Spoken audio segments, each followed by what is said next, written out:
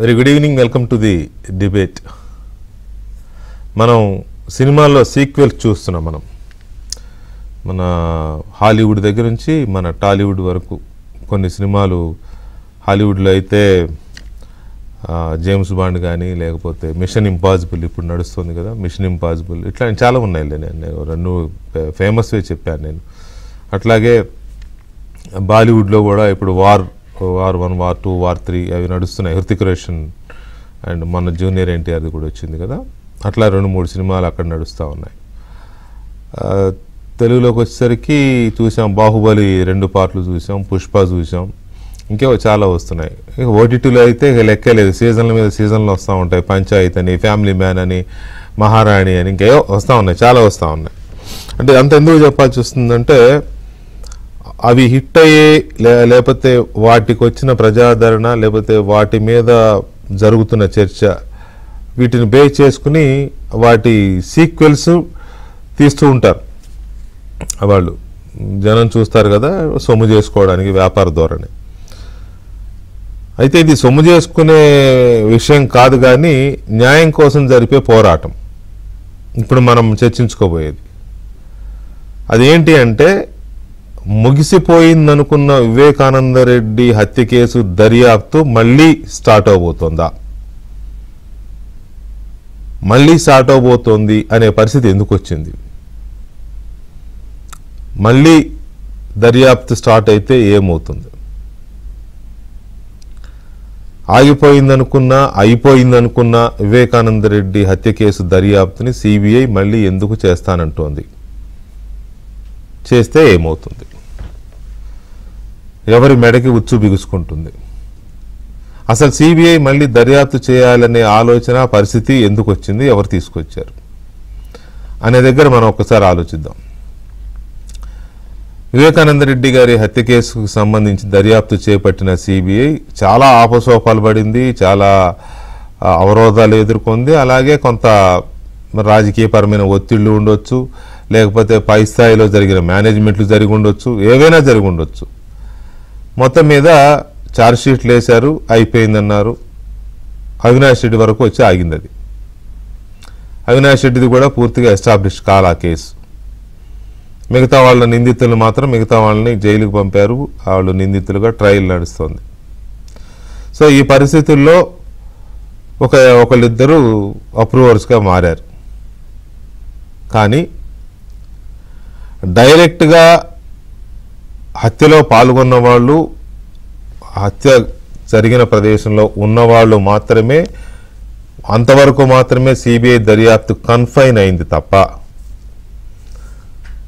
వివేకానంద రెడ్డిని హత్య చేయాల్సిన అవసరం ఎవరికి వచ్చింది, చేయించిన వాళ్ళు ఎవరు, ఎవరెవరి హస్తం ఉంది ఇందులో, సూత్రధారులు ఎవరు, కుట్రదారులు ఎవరు, పాత్రదారుల వరకు మాత్రమే సిబిఐ పట్టుకుంది. పాత్రదారులు కాదు కదా, కుట్రదారులు ఉంటారు, సూత్రధారులు ఉంటారు. వాళ్ళు ఎవరు అనే దగ్గర సునీతారెడ్డి గారు, వివేకానంద రెడ్డి గారి డాటర్, ఒక ఫైటర్, న్యాయం కోసం చాలామంది పోరాడుతూ ఉంటారు. భారతదేశ చరిత్రలో కొంతమంది ఉన్నారు అట్లా. ఆ జాబితాలో సునీతారెడ్డి గారు కూడా చేర్చొచ్చు. ఎక్కడా కూడా కాంప్రమైజ్ కాకుండా చాలా కష్టపడుతోంది ఆమె. ఒక దశకు వచ్చిన తర్వాత ఎవరికైనా విసుగు పుడుతుంది, ఈ కర్మ ఇంతే అని వదిలేస్తారు. కానీ ఆమె ఎక్కడ డిసప్పాయింట్ అవ్వడం లేదు, విసుగు చెందడం లేదు, పోరాడుతూనే ఉంది. ఆ పోరాటంలో భాగమే ఇప్పుడు వివేకానంద రెడ్డి గారి హత్య కేసు దర్యాప్తును మళ్ళీ కొనసాగించాల్సిన పరిస్థితి వచ్చింది సిబిఐకి. ఆమె ఈ కేసు దర్యాప్తు హైదరాబాద్లోని సిబిఐ కోర్టులో విచారణ జరుగుతోంది. అయితే సిబిఐ ఛార్జ్షీట్లు వేసేసింది కాబట్టి ఆమె ఏం చేసిందంటే దర్యాప్తు మళ్ళీ కొనసాగించాలి అని సుప్రీంకోర్టులో కేసు వేశారు. ఎందుకంటే అవినాష్ రెడ్డిని కూడా అరెస్ట్ చేయాలి అనేది ఆవిడ బాగా గట్టిగా పట్టుకున్నారు. అవినాష్ రెడ్డి ఇందులో ఒక కీలక సూత్రధారి. అవినాష్ రెడ్డి కాకుండా ఇంకొంతమంది కుట్రదారులు కూడా ఉన్నారు, వాళ్ళ పాత్ర కూడా తేల్చాల్సిన అవసరం ఉంది అని కొన్ని ఆధారాలతో సహా ఆవిడ కొన్ని లాజిక్స్, కొన్ని ఎవిడెన్సెస్ని ఆవిడ పట్టుకొని సుప్రీంకోర్టులో పిటిషన్ వేశారు. సుప్రీంకోర్టు చెప్పింది, ఈ కేసు విచారణ నాంపల్లి సిబిఐ కోర్టులో జరుగుతుంది కాబట్టి మీరు అక్కడికే వెళ్ళండి అంటూ నాంపల్లి సిబిఐ కోర్టుకి ఆదేశాలు ఇచ్చింది. 6 వారాల్లోగా ఈ కేసు దర్యాప్తు మళ్ళీ చేయాల్సిన అవసరం ఉందా లేదా అనే అంశంపైన విచారణ జరిపి క్లారిటీ ఇవ్వండి అని 6 వీక్స్ గడువు ఇచ్చింది నాంపల్లి సిబిఐ కోర్టుకి. నాంపల్లి సిబిఐ కోర్టు వారు సిబిఐని అడిగారు, సిబిఐ వారు ఇట్లా బాధితురాలు లేదా పిటిషనర్ సునీతారెడ్డి దర్యాప్తు మళ్ళీ చేయాలని పిటిషన్ వేశారు, దీని మీద మీ ఒపీనియన్ ఏంటి అని అడిగారు. సిబిఐ ఏం చెప్పింది, సుప్రీంకోర్టులో చెప్పిందే ఇక్కడ చెప్పింది. సుప్రీంకోర్టులో కూడా సేమ్ అదే వెర్షన్. ఏమంటే కోర్టు వారు మేమైతే చేశాం, కోర్టు వారు చేయమంటే ఫర్దర్ ఇన్వెస్టిగేషన్ చేయడానికి మాకు అభ్యంతరం లేదు అని చెప్పారు. ఇక్కడ పాయింట్ కొంచెం అండర్లైన్ చేసుకోవాలి. కోర్టు కనుక ఫర్దర్ ఇన్వెస్టిగేషన్ చేయమంటే చేయడానికి మాకు అభ్యంతరం లేదు, ఈ లైన్ని అండర్లైన్ చేసుకోవాలి. ఓకే, అంతవరకు బాగుంది. అప్పుడు కోర్టు వారు ఏం చేశారంటే సిబిఐ ఇలా అంటోంది, మరి దీని మీద మీ ఒపీనియన్ ఏంటని ఎవరైతే నిందితులు ఉన్నారో భాస్కర్ రెడ్డి, అవినాష్ రెడ్డి, దేవిరెడ్డి శంకర్ రెడ్డి వీళ్ళు ఉన్నారు కదా, వాళ్ళకి నోటీసులు ఇచ్చింది, దీని మీద మీ ఒపీనియన్ ఏంటి అని. ఇక వాళ్ళు కౌంటర్లు వేశారు, ఏమని, ఎందుకు చేయాలి మళ్ళీ దర్యాప్తు, సునీతారెడ్డి అడిగిందని దర్యాప్తు చేస్తారా, సిబిఐ దర్యాప్తు అంతా సునీతారెడ్డి చెప్పినట్టే జరగాల, అసలు సునీతారెడ్డి ఎలా డిసైడ్ చేస్తుంది సిబిఐ దర్యాప్తుని, ఎలాగా ఆమె ఇది చేస్తుంది, అసలు సిబిఐ పూర్తిగా ఆమెకు మోకరిల్లింది, సిబిఐ ఆమె చెప్పినట్టల్లా ఆడుతోంది, ఆమెకు లొంగిపోయింది సిబిఐని ఆమె వాడుకుంటోంది, రాజకీయ ప్రయోజనాల కోసం కొందరితో కలిసి సునీతారెడ్డి సిబిఐని ప్రయోగిస్తోంది, అందుకే మళ్ళీ దర్యాప్తు అంటూ మొదలుపెట్టింది, దీన్ని మేము వ్యతిరేకిస్తున్నామంటూ వాళ్ళు కోర్టులో కౌంటర్స్ వేశారు. దీంట్లో ఒక నిందితుడు సునీల్ యాదవ్ అనే ఒక నిందితుడు తన ఒపీనియన్ని ఇంకా కోర్టులో వేయలేదు కాబట్టి ప్రస్తుతానికి వాటికి వాయిదా పడింది, విచారణ వాయిదా పడింది. సో ఇంతవరకు బాగుంది. ఇక్కడ 2 అంశాలు ఉన్నాయి. ఒకటి, సిబిఐ ఇన్వెస్టిగేషన్ పూర్తయింది, ఇప్పుడు కోర్టులో సునీతారెడ్డి గారు పిటిషన్ వేశారు కాబట్టి, కోర్టు వారు అడిగారు కాబట్టి, ఒకవేళ కోర్టు చెబితే దర్యాప్తును కొనసాగించడానికి, నెక్స్ట్ లెవెల్ దర్యాప్తు చేయడానికి మాకు అభ్యంతరం లేదు అని చెప్తోంది సిబిఐ. ఒకవేళ సునీతారెడ్డి పిటిషన్ వేసి ఉండకపోతే, ఒకవేళ సునీతారెడ్డి ఈ దర్యాప్తు అసమగ్రంగా జరిగింది, అసంపూర్ణంగా జరిగింది, అసలు కుట్రదారులు ఎవరో తేల్చలేదు సిబిఐ, మళ్ళీ దర్యాప్తు చేయాలి, దీన్ని ఇంకా నెక్స్ట్ లెవెల్ దర్యాప్తు చేయాలని ఆవిడ అడిగింది కాబట్టి, కోర్టు అడుగుతోంది కాబట్టి ఆవిడ తరపున సిబిఐ ఈ మాట చెప్పింది, కోర్టు కనుక ఆదేశిస్తే చేయడానికి మేము సిద్ధమని.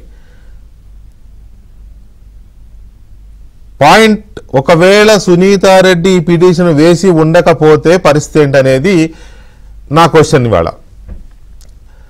రెండవది, కోర్టు అడిగితే చేయడానికి సిద్ధం అని చెప్పడం ద్వారా సిబిఐ, కోర్టు కనుక ఆదేశిస్తే వివేకానంద రెడ్డి హత్య కేసు దర్యాప్తును కొనసాగిస్తామని చెప్పడం ద్వారా సిబిఐ ఇప్పటి వరకు చేసిన దర్యాప్తు సంపూర్ణంగా లేదని తనకు తాను అంగీకరిస్తోందా?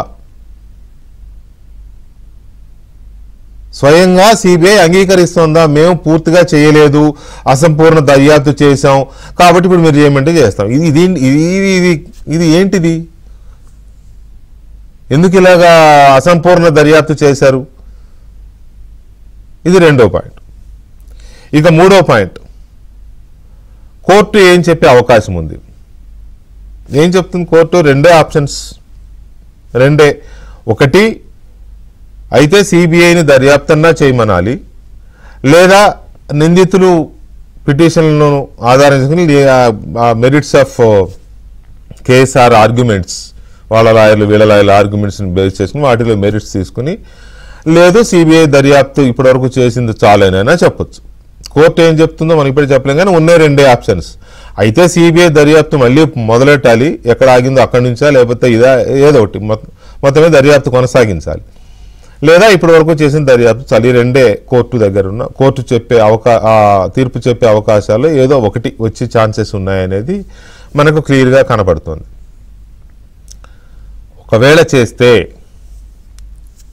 కొనసాగిస్తే ఎక్కడికి వెళ్ళి ఆగుతుంది ఇది? సునీతారెడ్డి చెబుతున్న అసలు కుట్రదారులు ఎవరు?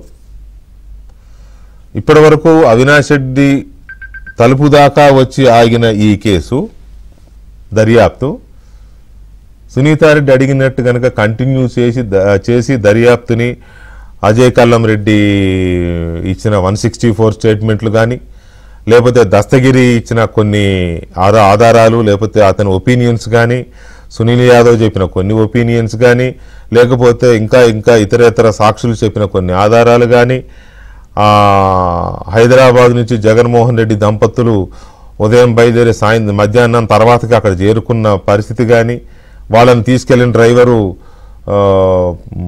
ఆకస్మికంగా మృతి చెందడం కానీ, ఇంకా కొన్ని అనుమానాస్పద మరణాలు జరిగాయి ఈ కేసులో సాక్షులుగా ఉన్నవాళ్ళు, ఇటువంటివన్నీ క్రోడీకరిస్తే ఈ కేసు దర్యాప్తు కొనసాగిస్తే ఎక్కడికి వెళ్ళే అవకాశం ఉంది? భారతి అండ్ జగన్ రెడ్డి అండ్ వైఎస్ భారతి వీళ్ళిద్దరి పాత్ర కూడా తేలే అవకాశం ఉందా? అందుకే సునీతారెడ్డి ఇంతగా పట్టుబడుతున్నారా? అసలు ఎందుకు జగన్ రెడ్డి భారతి పేర్లు వస్తున్నాయి ఈ వివేకానంద రెడ్డి హత్య కేసులో? ఎందుకు వాళ్ళ పేర్లు వస్తున్నాయి? దర్యాప్తు కొనసాగితే నిజంగా అక్కడ దాకా వెళ్ళి వివేకానంద రెడ్డి హత్య కేసు దర్యాప్తుని మళ్ళీ ఇంకా కొనసాగించాలి, అసంపూర్ణంగా జరిగింది అని సునీతారెడ్డి చేస్తున్న డిమాండ్, కోర్టు ఇచ్చిన ఆదేశాలు కానీ, కోర్టులో జరుగుతున్న ఆర్గ్యుమెంట్స్ కానీ, సిబిఐ అంగీకరించిన విధానం కానీ, వీటి మీద మనం చర్చను చూస్తున్నాం. ఈ చర్చలో మనతో పాల్గొంటున్నారు సిపిఎం సీనియర్ నాయకులు, మాజీ శాసనసభ్యులు ఎంఏ గఫూర్ గారు, తెలుగుదేశం పార్టీ నాయకులు విద్యాసాగర్ గారు, అండ్ ఈ హత్య కేసులో అప్రూవర్గా మారిన నిందితుడు దస్తగిరి కూడా మనతో చర్చలో పాల్గొంటున్నారు. ముందుగా గఫూర్ గారితో మాట్లాడదాం. గఫూర్ గారు నమస్కారం అండి. నమస్తే వికే గారు, మీకు మిగతా పెద్దలకు నమస్కారం అండి. నమస్తే సార్. గఫూర్ గారు, ఇది ఒకటే అంటే ఈ నైట్ మెయిన్ ఇదేంటంటే ఆవిడ అడుగుతున్నారు, దర్యాప్తు అసంపూర్ణంగా జరిగింది, అసలు కుట్రదారులు ఎవరో తేలలేదు కాబట్టి, పాత్రదారులు మాత్రమే సిబిఐ పట్టుకున్నది కానీ కుట్రదారులు సూత్రధారులు బయటకు రాలేదు కాబట్టి దర్యాప్తును కొనసాగించాలి, నాకు న్యాయం జరగాలని ఆమె అడిగింది కదా. కోర్టు అడిగితే సిబిఐ మీరు చెప్తే మేము చేస్తామని అంటే సిబిఐ ఒప్పుకున్నట్టే కదా మేము అసంపూర్తిగా చేశామని, అంతేనా? అంతే కదా సార్. ఇప్పుడు కృష్ణ గారు, చాలా బాధాకరమైనటువంటి సంఘటన సార్. మనం ఏమనుకున్నా బాధే మిగులుతుంది. ఇప్పుడు రాజకీయ కారణాలతో ఒక మర్డర్ కేసును కూడా ఇంత దారుణంగా దాన్ని డైల్యూట్ చేస్తారని ఎవరు అనుకోరండి. అవును, ఇప్పుడు వివేకానంద రెడ్డి గారి కేసు దాదాపు డైల్యూట్ అయిపోయిందండి. ఇంకా ఇప్పుడు సిబిఐ కోర్టు ఏం చెప్తుంది ఏమిటి అనే తర్వాత సంగతి, కానీ డైల్యూట్ అయిపోయిందండి. ఎందుకంటే ఇప్పుడు సిబిఐ అనేటువంటిది ఒక ప్రైమ్ ఇన్వెస్టిగేటివ్ ఏజెన్సీ కదా. అవును. ఎప్పుడైతే రాష్ట్ర హైకోర్టు సిబిఐకి అప్పచెప్పిందని దాని అర్థం ఏమిటి? ఆ కేసు లోతుపాతుల్లోకి పోయి పాత్రదారులు ఎవరు, సూత్రధారులు ఎవరు, ఇవన్నీ తేల్చాలని కదా. పాత్రదారుల వరకే తేల్చి సూత్రధారులు ఎవరో చెప్పకపోతే కేసు ఏమైతుందండి? కేసు పోతుంది. ఇది క్రిమినల్ కేసెస్ లో జడ్జెస్ కూడా ప్రతి చిన్న అంశాన్ని కూడా పరిగణలోకి తీసుకుంటారు శిక్షించేటప్పుడు. అన్నప్పుడు ఏమైతుంది? కేసు వీగిపోతుంది. సునీతారెడ్డి గారి పట్ల నాకు సంపూర్ణమైనటువంటి సానుభూతి ఉందండి. ఆమె చాలా మంచి ప్రయత్నం చేస్తుంది, మంచిగా పోరాడుతుంది. ఆమెకు బాధ్యతతో చెప్పేదంటే, అమ్మా నీ శ్రమ అదేమి పెద్ద ఫలితాలు ఇచ్చేటువంటి శ్రమగా లేదు, రాజకీయ కారణాలతో వివేకానంద రెడ్డి గారికి చాలా అన్యాయం జరిగిందని మాత్రమే నేను చెప్పగలుగుతాను. ఇప్పుడు చూడండి ఏమవుతుంది, సుప్రీంకోర్టుకు ఎవరు చెప్పమన్నాడు సిబిఐకి ఇన్వెస్టిగేషన్ పూర్తయిందని? ఎవడని చెప్పినాడా? అంటే రాజకీయ కారణాలు ఉన్నాయి. ఇప్పుడు మళ్ళా ఇప్పుడు ఏదో మేము చెప్తే కోర్టు చెప్తే చేస్తాం. ఒకసారి నీకు అప్పచెప్పిన తర్వాత చేయాల్సిన బాధ్యత ఇది కాదా? ఎవరని కోర్టు చెప్తే మేము ఎవరినైనా ముద్దాయిగా చేరుస్తాం అన్నట్లే కదా దాని అర్థము. అంతే కదా.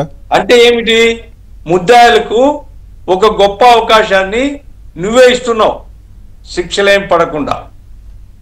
ఇప్పుడు ఏమవుతుందంటే వికే గారు ఈ కేసు మరలా ఇన్వెస్టిగేషన్ కు తీసుకున్నారనుకోండి, ఇదిగో రాజకీయ కారణాలతో మా మీద ఉద్దేశపూర్వకంగా ఒత్తిడి తీసుకుని వచ్చి రివోపెన్ చేయించారని రేపు డిఫెన్స్ తీసుకుంటారు. కాదు చేయలేదు అనుకోండి, సహజంగానే కేసు వీగిపోతుంది. ఎందుకంటే ఎందుకు చంపుతారు ఎవరు కానీ? ఇప్పుడు ఇచ్చినారు, డబ్బులు ఇచ్చినారు, 40 కోట్లు ఎక్కడ ట్రాన్సాక్షన్స్ ఎక్కడ జరిగినాయి? ఏమైనా రాబట్టినారా? ఆ ₹1 కోటి లెక్క చెప్తారు తప్ప సిబిఐ వాళ్ళు మిగతా డబ్బుల సంగతి ఏం చెప్పరు. అది ఏం లావాదేవీల కింద వచ్చింది, ఎవరి సుపారీ ఇచ్చినారు, ఇవన్నీ ఏం లేవు. తెల్లవారుజామున మరి హైదరాబాద్కు వార్త వచ్చింది. ఎట్లా వచ్చింది? జగన్మోహన్ రెడ్డి గారికి ఆ విషయం తేల్చలేదు. కుట్రదారులకు సంబంధించినటువంటి విషయాలు ఏమీ పోలేదు. ఏదో గూగుల్ టేక్అవుట్, ఆ టేక్అవుట్, ఎంత షో అండి, చాలా దుర్మార్గం అండి. మామూలు పోలీసుల కంటే సిబిఐ చెత్త ఆర్గనైజేషన్ అని నేను భావిస్తున్నానండి. చాలా దారుణము. ఒక రాజకీయ నాయకుడు, ఒక మంచి మనిషి, ప్రజల్లో విలువ ఉండేటువంటి ఒక మనిషిని దారుణంగా చెప్తే, అంత ఘోరంగా చెప్తే, అంతే ఘోరంగా సిబిఐ దీన్ని తుంటలు ముక్కలు చేసింది. దీంట్లో ఇంకో అంశం కూడా నేను చెప్పదలుచుకున్నాను సార్. ఎవరికేం బాధ కలిగినా, సాగర్ గారికి బాధ కలగవచ్చు, ఇంకెవరికైనా బాధ కలగవచ్చు, రాష్ట్ర ప్రభుత్వం కూడా ఈ కేసును సీరియస్ గా తీసుకోలేదు. కేసును సీరియస్ గా తీసుకుంటే లా అండ్ ఆర్డర్ ఎవరిదండి బాధ్యత?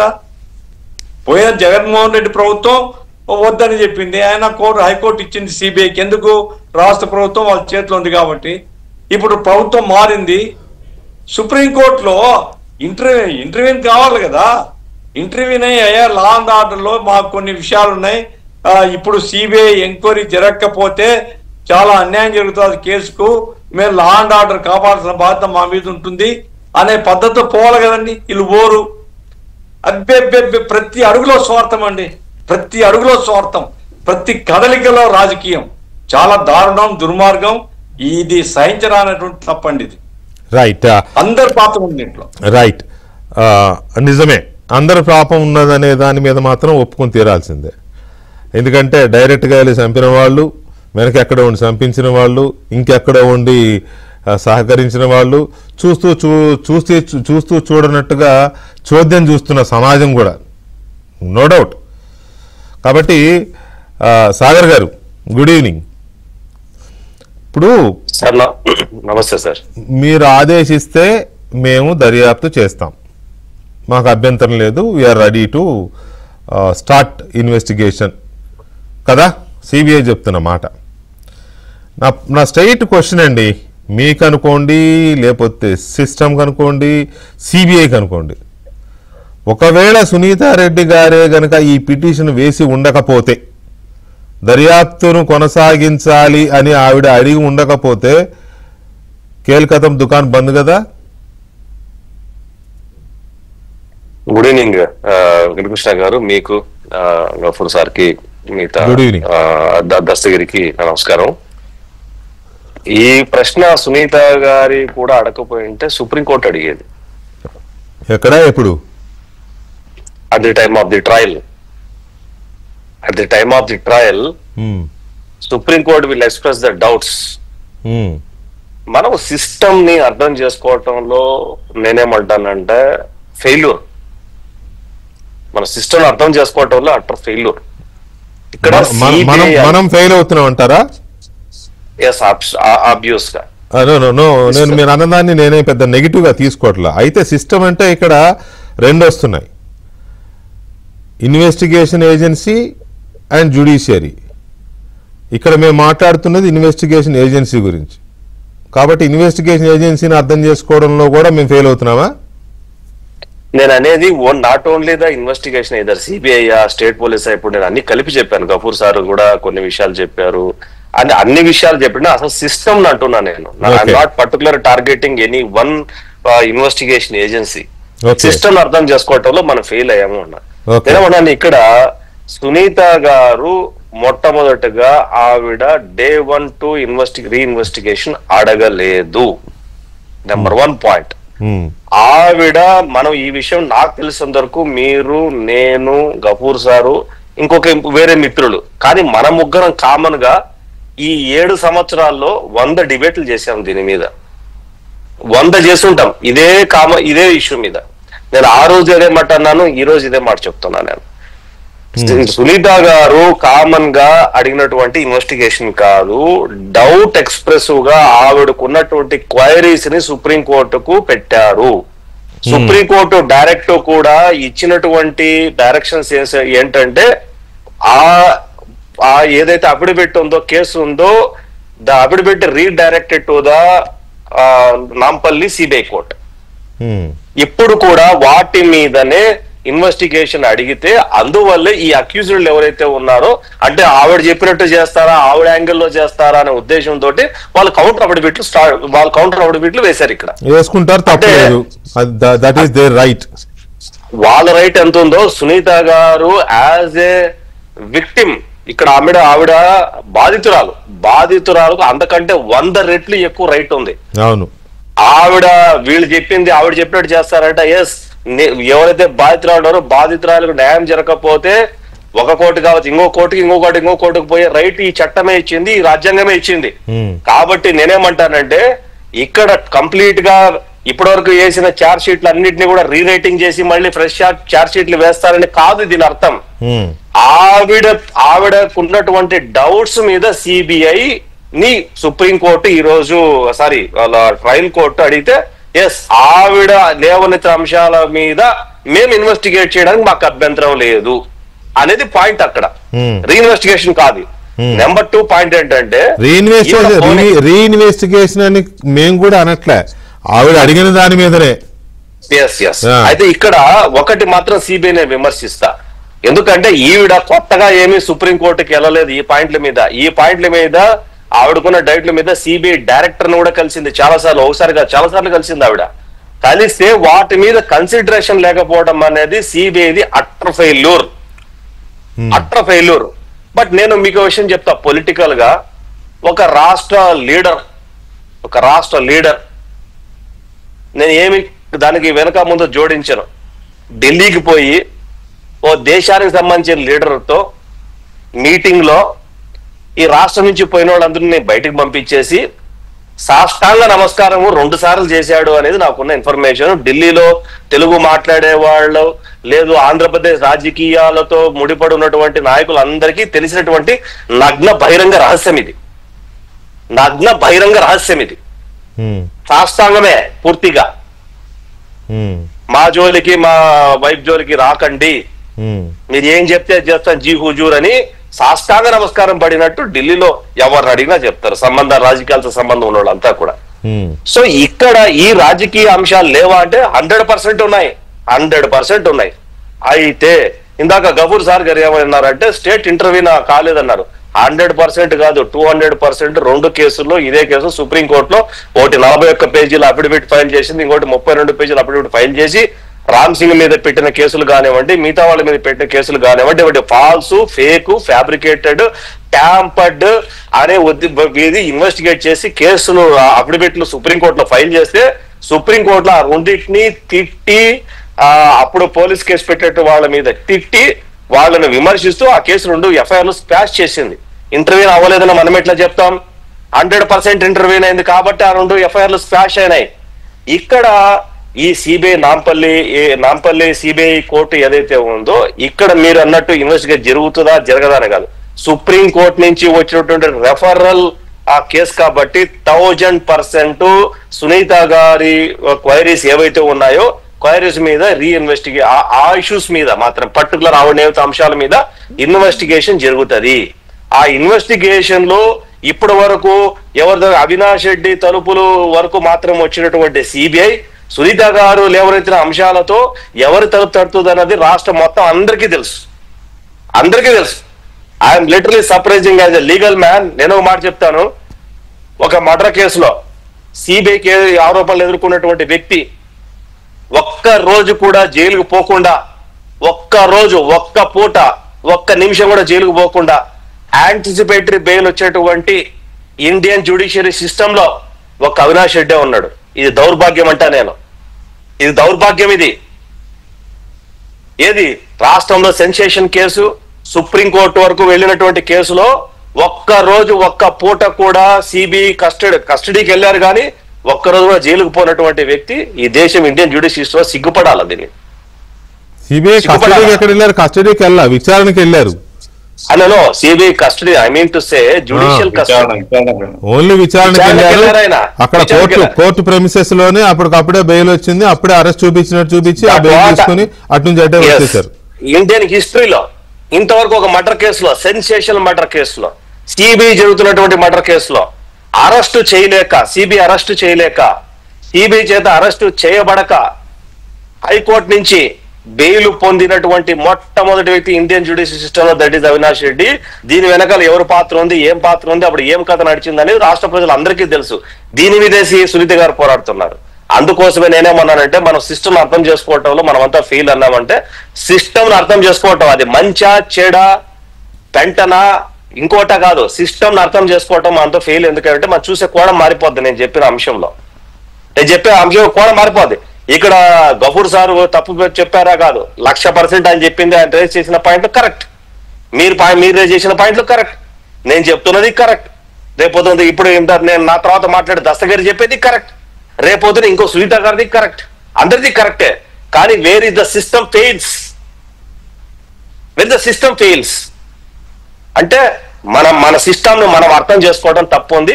కరెక్ట్ గా గనక ప్రొసీజర్ పార్ట్ కంప్లీట్ గా ఉండి దాని తగినట్టు చేయగలిగితే, సిస్టమ్ ను కరెక్ట్ చేసే పరిస్థితి కనుక ఉంటే తప్పకుండా మనం అనుకునేది జరుగుతుంది. ఇక్కడ సుప్రీం కోర్టులో సునీత గారు వేసిన పిటిషన్ గాని, ఇప్పుడు CBI court, Nampally CBI court ఈ విషయంలో సిబిఐని అడగడం, సిబిఐ మేము రెడీ అని చెప్పడం, నిందితులేమో దాన్ని తప్పుపట్టడం, ఈ అంశాలన్నీ మనం చర్చిస్తున్నాం. దీని మీద అప్రూవర్గా మారిన దస్తగిరి ఏం చెప్తారు? తర్వాత అసలు సునీతారెడ్డి గారు లేవనెత్తుతున్న అంశాలు ఏంటి? తన పిటిషన్లో ఏ అంశాల మీద విచారణ జరగాలనుకుంటున్నారు? అది కూడా మనతో దీంట్లో అప్రూవర్గా మారిన హత్య కేసు దస్తగిరి కూడా జాయిన్ అయ్యారు. అయితే దస్తగిరితో మాట్లాడే ముందు ఒకసారి మా క్రైమ్ ఇన్ఛార్జ్ ప్రవీణ్ కలవల లైన్లో ఉన్నారు, ఒకసారి ప్రవీణ్తో మాట్లాడదాం. Praveen, good evening. Good evening sir. Praveen, ఈ కేసు దర్యాప్తుని కొనసాగించాలి అని కదా సునీతారెడ్డి గారి పిటిషన్ వేశారు. అయితే ఆవిడ కొన్ని పర్టికులర్ అంశాల మీద దర్యాప్తు జరగాలంటున్నారా, లేక ఎక్కడైతే ఆగిందో అక్కడి నుంచి ఇంకా కంటిన్యూ చేయాలంటున్నారా? ఏంటి అసలు ఆవిడ ప్రధానమైన అంశాలేంటి? సార్, అయితే ఇప్పటి వరకు దర్యాప్తు ఎక్కడి వరకు ఆగిందో దాని తర్వాత మరింత లోతైనటువంటి దర్యాప్తు జరపాలి. ఇందులో చాలా కుట్ర కోణాలు ఉన్నాయి. ఈ కేసులో సిబిఐ విచారణలో వెలుగులోకి రాని అంశాలు కూడా చాలా ఉన్నాయి. ఈ అంశాలన్నింటినీ కూడా ఇప్పటికే సిబిఐ దృష్టికే తీసుకెళ్లాను. కానీ సుప్రీంకోర్టు గడువు ఇవ్వడం వల్ల సిబిఐ కూడా అక్కడి వరకు మాత్రమే ఇన్వెస్టిగేషన్ పూర్తి చేసింది తప్ప మరింత లోతైనటువంటి దర్యాప్తు జరపలేదు. కాబట్టి మరింత లోతైనటువంటి దర్యాప్తు జరిపి ఇందులో వెనకుండి నడిపించినటువంటి వ్యక్తుల పాత్రకు సంబంధించి అంశమే ప్రధానంగా ఆమె సుప్రీంకోర్టులో చెప్పింది. మరోవైపు ఇప్పుడు సిబిఐ కోర్టులో వేసినటువంటి పిటిషన్ లో కూడా అంశాన్ని స్పష్టంగా చెప్పినటువంటి పరిస్థితి కనపడుతుంది. ఈ కేసులో తదుపరి దర్యాప్తు జరిగితే వెలుగు చూడనటువంటి వాస్తవాలు కూడా బయటపడేటువంటి అవకాశం ఉందనేటువంటి అంశాన్ని ఆమె స్పష్టంగా పేర్కొన్నారు సార్. మరోవైపు సాక్షులను ప్రభావితం చేసేందుకు ఏ విధంగా ప్రయత్నాలు చేశారు అవన్నీ కూడా ఇప్పటికే కొన్ని ఆరోపణలు ఉన్నాయి. మరోవైపు ఈ కేసులో అంటే అప్రూవర్ గా మారినటువంటి దస్తగిరిని కూడా జైల్లో ఉన్నటువంటి సమయంలో అక్కడికి వెళ్లి అతన్ని బెదిరింపులకు దిగడం కావచ్చు, లేకుంటే అతన్ని ప్రభావితం చేసే విధంగా కూడా వ్యవహరించారు. ఒక డాక్టర్ గా వెళ్ళినటువంటి వ్యక్తి ఏ విధంగా ప్రభావితం చేశాడు, అతన్ని ఎవరి చెప్పితే ఈ విధంగా వెళ్లి అప్రూవర్ గా మారినటువంటి దస్తగిరిని ప్రభావితం చేసే విధంగా వ్యవహరించారనేటువంటి అంశానికి సంబంధించి మరోసారి సుదీర్ఘంగా విచారణ జరపాలి, ప్రలోభాలకు గురి చేసినటువంటి అంశాలన్నిటిపైన కూడా సమగ్ర విచారణ జరపాలనేటువంటి అంశాన్ని కూడా అందులో పొందుపరచడం జరిగింది. మరోవైపు ఇందులో చాలా ఈ విధంగా లోతైనటువంటి దర్యాప్తు జరిపితే వాస్తవాలు, సంచలన విషయాలు కూడా వెలుగులోకి వచ్చేటువంటి అవకాశం ఉంటుంది. మరోవైపు వివేక వద్ద పిఏగా పనిచేసినటువంటి ఎంవి కృష్ణారెడ్డి అతను ఇచ్చినటువంటి ఫిర్యాదు కావచ్చు, అతను చేసినటువంటి ఆరోపణల పైన మరోసారి దర్యాప్తు జరపాల్సినటువంటి అవసరం ఉంటుంది. అతని ద్వారా కూడా మరికొంత సమాచారం బయటపడేటువంటి అవకాశం ఉందనేటువంటి అంశాన్ని స్పష్టంగా పేర్కొన్నారు. ఈ కేసులో లోతైనటువంటి దర్యాప్తు చేసిన తర్వాత సప్లిమెంటరీ ఛార్జ్ షీట్ కూడా దాఖలు చేసే విధంగా ఆదేశాలు ఇవ్వండి అంటూ కూడా సిబిఐ కోర్టులో తను వేసినటువంటి పిటిషన్ లో ఉన్నటువంటి కీలకమైనటువంటి అంశం సార్. కాబట్టి దాదాపు 5-6 అంశాలను ఆమెను పర్టికులర్ గా ఆమె అందులో మెన్షన్ చేయడం జరిగింది. మరోవైపు అప్పటి సీఎం గా ఉన్నటువంటి జగన్మోహన్ రెడ్డికి ఫోన్ కాల్ వచ్చినటువంటి సమయంలో, అంటే భారతికి ఫోన్ కాల్ వచ్చింది. భారతి ద్వారా అక్కడ ఇంట్లో పనిచేసేటువంటి పని మనిషి వచ్చి ఇతనికి జగన్మోహన్ రెడ్డికి చెప్పడం, జగన్మోహన్ రెడ్డి వెళ్ళి మాట్లాడి వచ్చిన తర్వాత అక్కడ ఉన్నటువంటి ఐఏఎస్ అధికారి కావచ్చు, మరి కొంతమంది వైసీపీ నాయకులతోటి జగన్మోహన్ రెడ్డి చెప్పినటువంటి సంభాషణలు కావచ్చు, వీటిపైన దర్యాప్తు చేయలేదు, వాళ్ళ యొక్క స్టేట్మెంట్ రికార్డ్ చేయలేదు, ఆ ఫోన్ కాల్ ఎవరు చేశారు, ఎవరి ద్వారా ఎవరికి సమాచారం అందింది అనేటువంటి అంశాలు కూడా వెలుగులోకి రావాలి. కాబట్టి వారి యొక్క స్టేట్మెంట్లు కూడా రికార్డ్ చేయాలనేది ప్రధానంగా సునీత కూడా తన యొక్క పిటిషన్ లో పేర్కొంది. వాటికి సంబంధించి ఇప్పటికే నిందితులందరూ కూడా కౌంటర్లు దాఖలు చేశారు సార్. కేవలం సునీల్ యాదవ్ తప్ప మిగిలినటువంటి నిందితులందరూ కూడా ఈ రోజు కౌంటర్ దాఖలు చేశారు.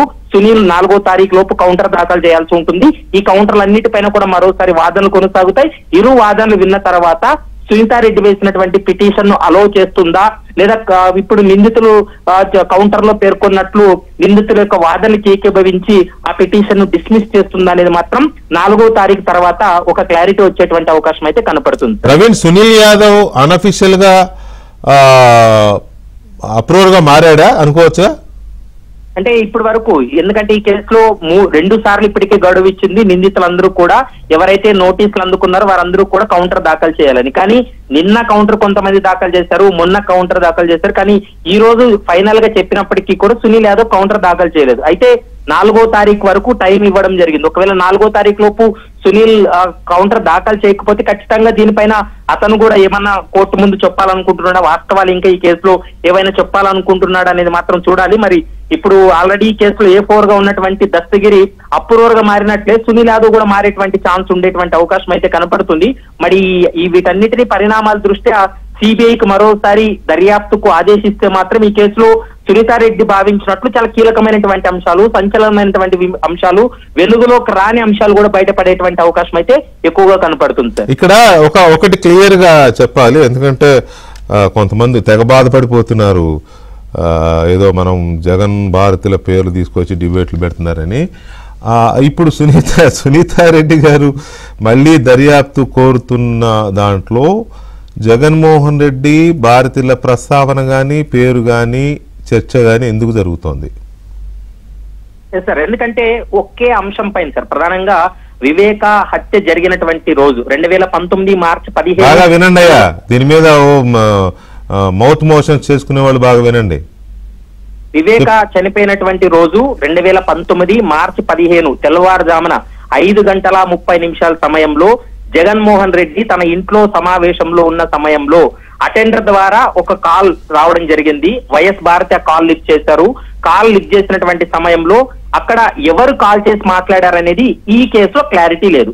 సెకండ్ పాయింట్ ఏంటంటే sir, YS Bharathi call receive చేసి మాట్లాడిన తర్వాత వాళ్ళ ఇంట్లో పనిచేసేటువంటి అటెండర్ ను జగన్మోహన్ రెడ్డి దగ్గరికి పంపించి లోపలికి పిలవాలని చెప్పడంతో అటెండర్ వెళ్లి జగన్మోహన్ రెడ్డిని పిలవడం, జగన్మోహన్ రెడ్డి వెళ్లి ఆ కాల్ మాట్లాడినట్లు కొంత సమాచారం అయితే మాత్రం ఇప్పటికీ సిబిఐ కొంత సేకరించడం జరిగింది. అయితే కాల్ చేసినటువంటి వ్యక్తి ఎవరు, ఆ కాల్ చేసినటువంటి సమయంలో ఏం మాట్లాడారనేది ఇటు భారతిరెడ్డి చెప్పాలి, జగన్మోహన్ రెడ్డి చెప్పాలి, కాల్ చేసినటువంటి వ్యక్తి చెప్పాలి. ఈ ముగ్గురు ఏం మాట్లాడుకున్నారనేది చాలా కీలకమైనటువంటి అంశం.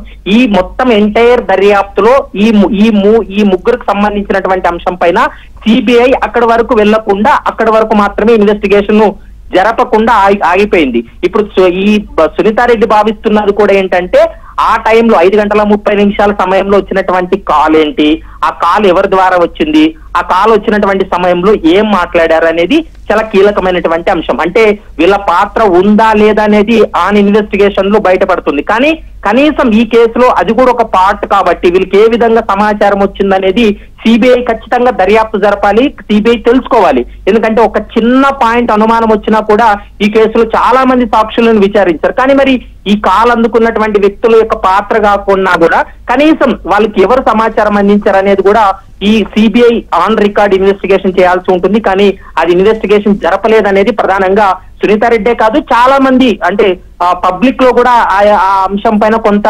అనుమానాలు ఉన్నాయి. కాబట్టి ఈ కేసుని దర్యాప్తుని ఫాలో అవుతున్న కామన్ మ్యాన్ కూడా వచ్చే డౌట్ అది. ఎగ్జాక్ట్లీ కామన్ మ్యాన్ కూడా మరి సిబిఐ ఎందుకు చేయలేదు అనేది తెలియదు, మనకు తెలియదు, కానీ కామన్ మ్యాన్ కూడా వచ్చే doubt. Anyway, thank you very much Praveen update ఇచ్చినందుకు. ఇక మనతో దస్తగిరి ఉన్నారు, ఒకసారి మాట్లాడదాం. దస్తగిరి, గుడ్ ఈవినింగ్ అండి.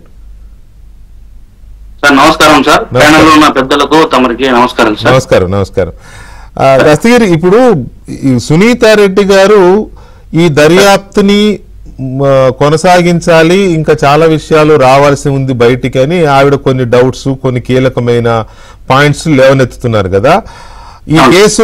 ఈ కేసులో పాత్రధారిగా, డైరెక్ట్ పాత్రధారిగా నిజం ఒప్పుకుని అప్రూవర్ గారి మారిన మీరు సునీతారెడ్డి గారు చేస్తున్న డిమాండ్స్ కి ఎంతవరకు వాల్యూ ఇస్తారు? ఆవిడ చేసే డిమాండ్స్ లో వాల్యూ ఉందా? మీ ఒపీనియన్ ఏంటి? సార్ ఇప్పుడు నేను చెప్పబోయేది ఏంటంటే సార్, ఇప్పుడు సునీత మేడం గారు తెలంగాణ సిబిఐ కోర్టులో దాఖలు చేసిన పిటిషన్ ప్రకారం అయితే ఇప్పుడు వాస్తవాలు బయటికి రావాలా, ఇంకా కొన్ని దాగి ఉన్నాయి అని చెప్పడం నిజంగా వాస్తవం సార్ అది. అయితే అంటే ఇప్పుడు కొంతమంది వైసీపీకి సంబంధించి పేటిఎం బ్యాచ్ అంటే ప్రొద్దుటూరు ఎమ్మెల్యే, మాజీ ఎమ్మెల్యే, ఈ వేంపల్లి సతీష్ రెడ్డి, ఇలాంటి వాళ్ళంతా ఏం చెప్తుంటారంటే తరచుగా కడిగిన ఆనిముత్యం లాగా వైఎస్ అవినాష్ రెడ్డి బయటకు వస్తాడు అని చెప్పి చెప్తా ఉంటారు. అంటే దాంట్లో ఉండే కేసులో ఉండే వాళ్ళు ఎవరైనా కానీ వాళ్ళ తరపునే మారుతా ఉండారు వైసీపీకి సంబంధించిన వాళ్ళు. అంటే ఈ పొద్దు సునీత మేడం గారు పిటిషన్ వేసిన ద్వారా అంటే ఈ ఆనిముత్యాలకు ఎందుకు భయం వేస్తుంది? విచారణ సాగితే మీకు వచ్చిన నష్టం ఏముంది? అసలు మేము తప్పే చేయలేదు అని చెప్తూ ఉండారు. మేము తప్పే చేయలేదు, మాకు సంబంధమే లేదు అని చెప్పుకుంటా ఉండరు. మీరు ఇప్పుడు విచారణ చేసుకుని ఎవరిని చేసుకుని మీకేం సంబంధం?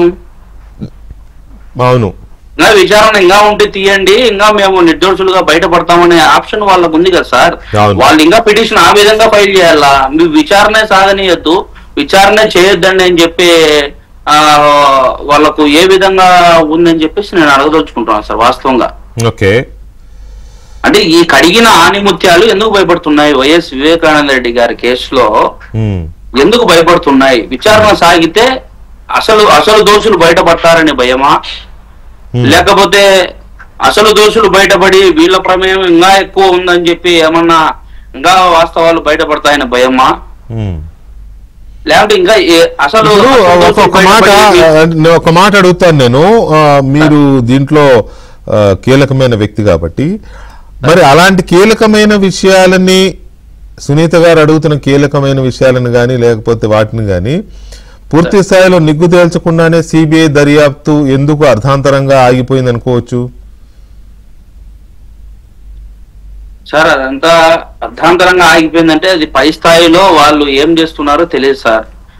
ముఖ్యంగా నేను మీడియా ముఖంగా చెప్పకూడదు కానీ ముఖ్యంగా అయితే వాళ్ళు ఏం చేస్తున్నారు, సెంట్రల్ లో ఏం చేస్తున్నారు, ఏం కథ అనేది వాళ్ళ వాస్తవంగా సార్ వైసీపీ గవర్నమెంట్ లో వాళ్లకు 5 ఏళ్ల అవకాశం ఇచ్చినా కూడా వాళ్ళు నిజంగా తప్పు చేయకుంటే, వాళ్లకు సంబంధం లేకుండా ఉంటే అన్యాయంగా చంద్రబాబు నాయుడు గారి మీద తోసి, బీటెక్ రవి గారి మీద తోసి, ఆదినారాయణ రెడ్డి గారి మీద తోసి ఈ తప్పును వీళ్ళు చేసిన తప్పును వాళ్ళ మీద బేసి రుద్దాలని అనుకుని ఆ విషయం అనుకున్న తర్వాత దస్తగిరి అనే వ్యక్తి బయటకు వచ్చి వాస్తవం చెప్పిన తర్వాత, సార్ నేనేం టీడీపీ గవర్నమెంట్ లో చెప్పలేదు సార్, గత వైసీపీ గవర్నమెంట్ లోనే నేను చెప్పిన వాస్తవం. అయ్యా ప్రజలకందరికీ సార్, అంటే మీ మీడియా ముఖంగా చెప్తున్నా, ప్రజలకందరికీ కూడా ఈ విధంగా తప్పు వాళ్ళు వాళ్ళ మీద రుద్దుతున్నారు, వాళ్ళు కాదు దోషులు, అసలైన కుటుంబ సభ్యులే దోషులు అని చెప్పి నేను సిబిఐ గాని ప్రజలకు గాని తెలియజేయడం జరిగింది సార్.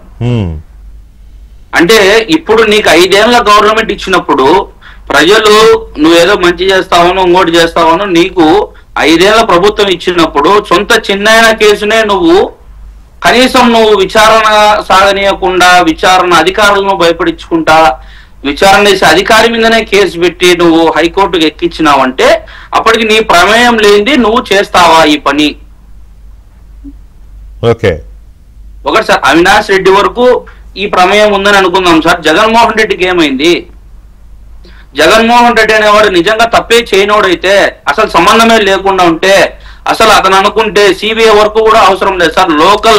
లోకల్ గా మన ఆంధ్రప్రదేశ్ పోలీసుల ద్వారానే అది ఎప్పుడో క్లియర్ చేసేవాడు. ఎందుకు కాదు ఈ కేసు దర్యాప్తు ఇంత చర్చ జరుగుతోంది, జగన్మోహన్ రెడ్డి పాత్ర ఉంది, భారతి పాత్ర కూడా ఉందనే చర్చ జరుగుతా ఉంది కదా, అది జరగకుండా ఉండేందుకు జగన్మోహన్ రెడ్డి ఎవరైతే అసలైన పాత్రదారులు సూత్రధారులు ఉన్నారో అవినాష్ రెడ్డి వరకే కావచ్చు, అక్కడి వరకు జగన్మోహన్ రెడ్డి దాని మీద ఒక ఇన్వెస్టిగేషన్ చేసి లేకపోతే సిబిఐకి అడ్డుపడకుండా చేసుకోవచ్చు కదా, తన దాకా తప్పు లేకపోతే ఎందుకు జగన్మోహన్ రెడ్డి ఆ పని చేయలేదు? ఎందుకు చేయడం లేదు? ఎందుకు అడ్డుకునే ప్రయత్నం చేస్తున్నారు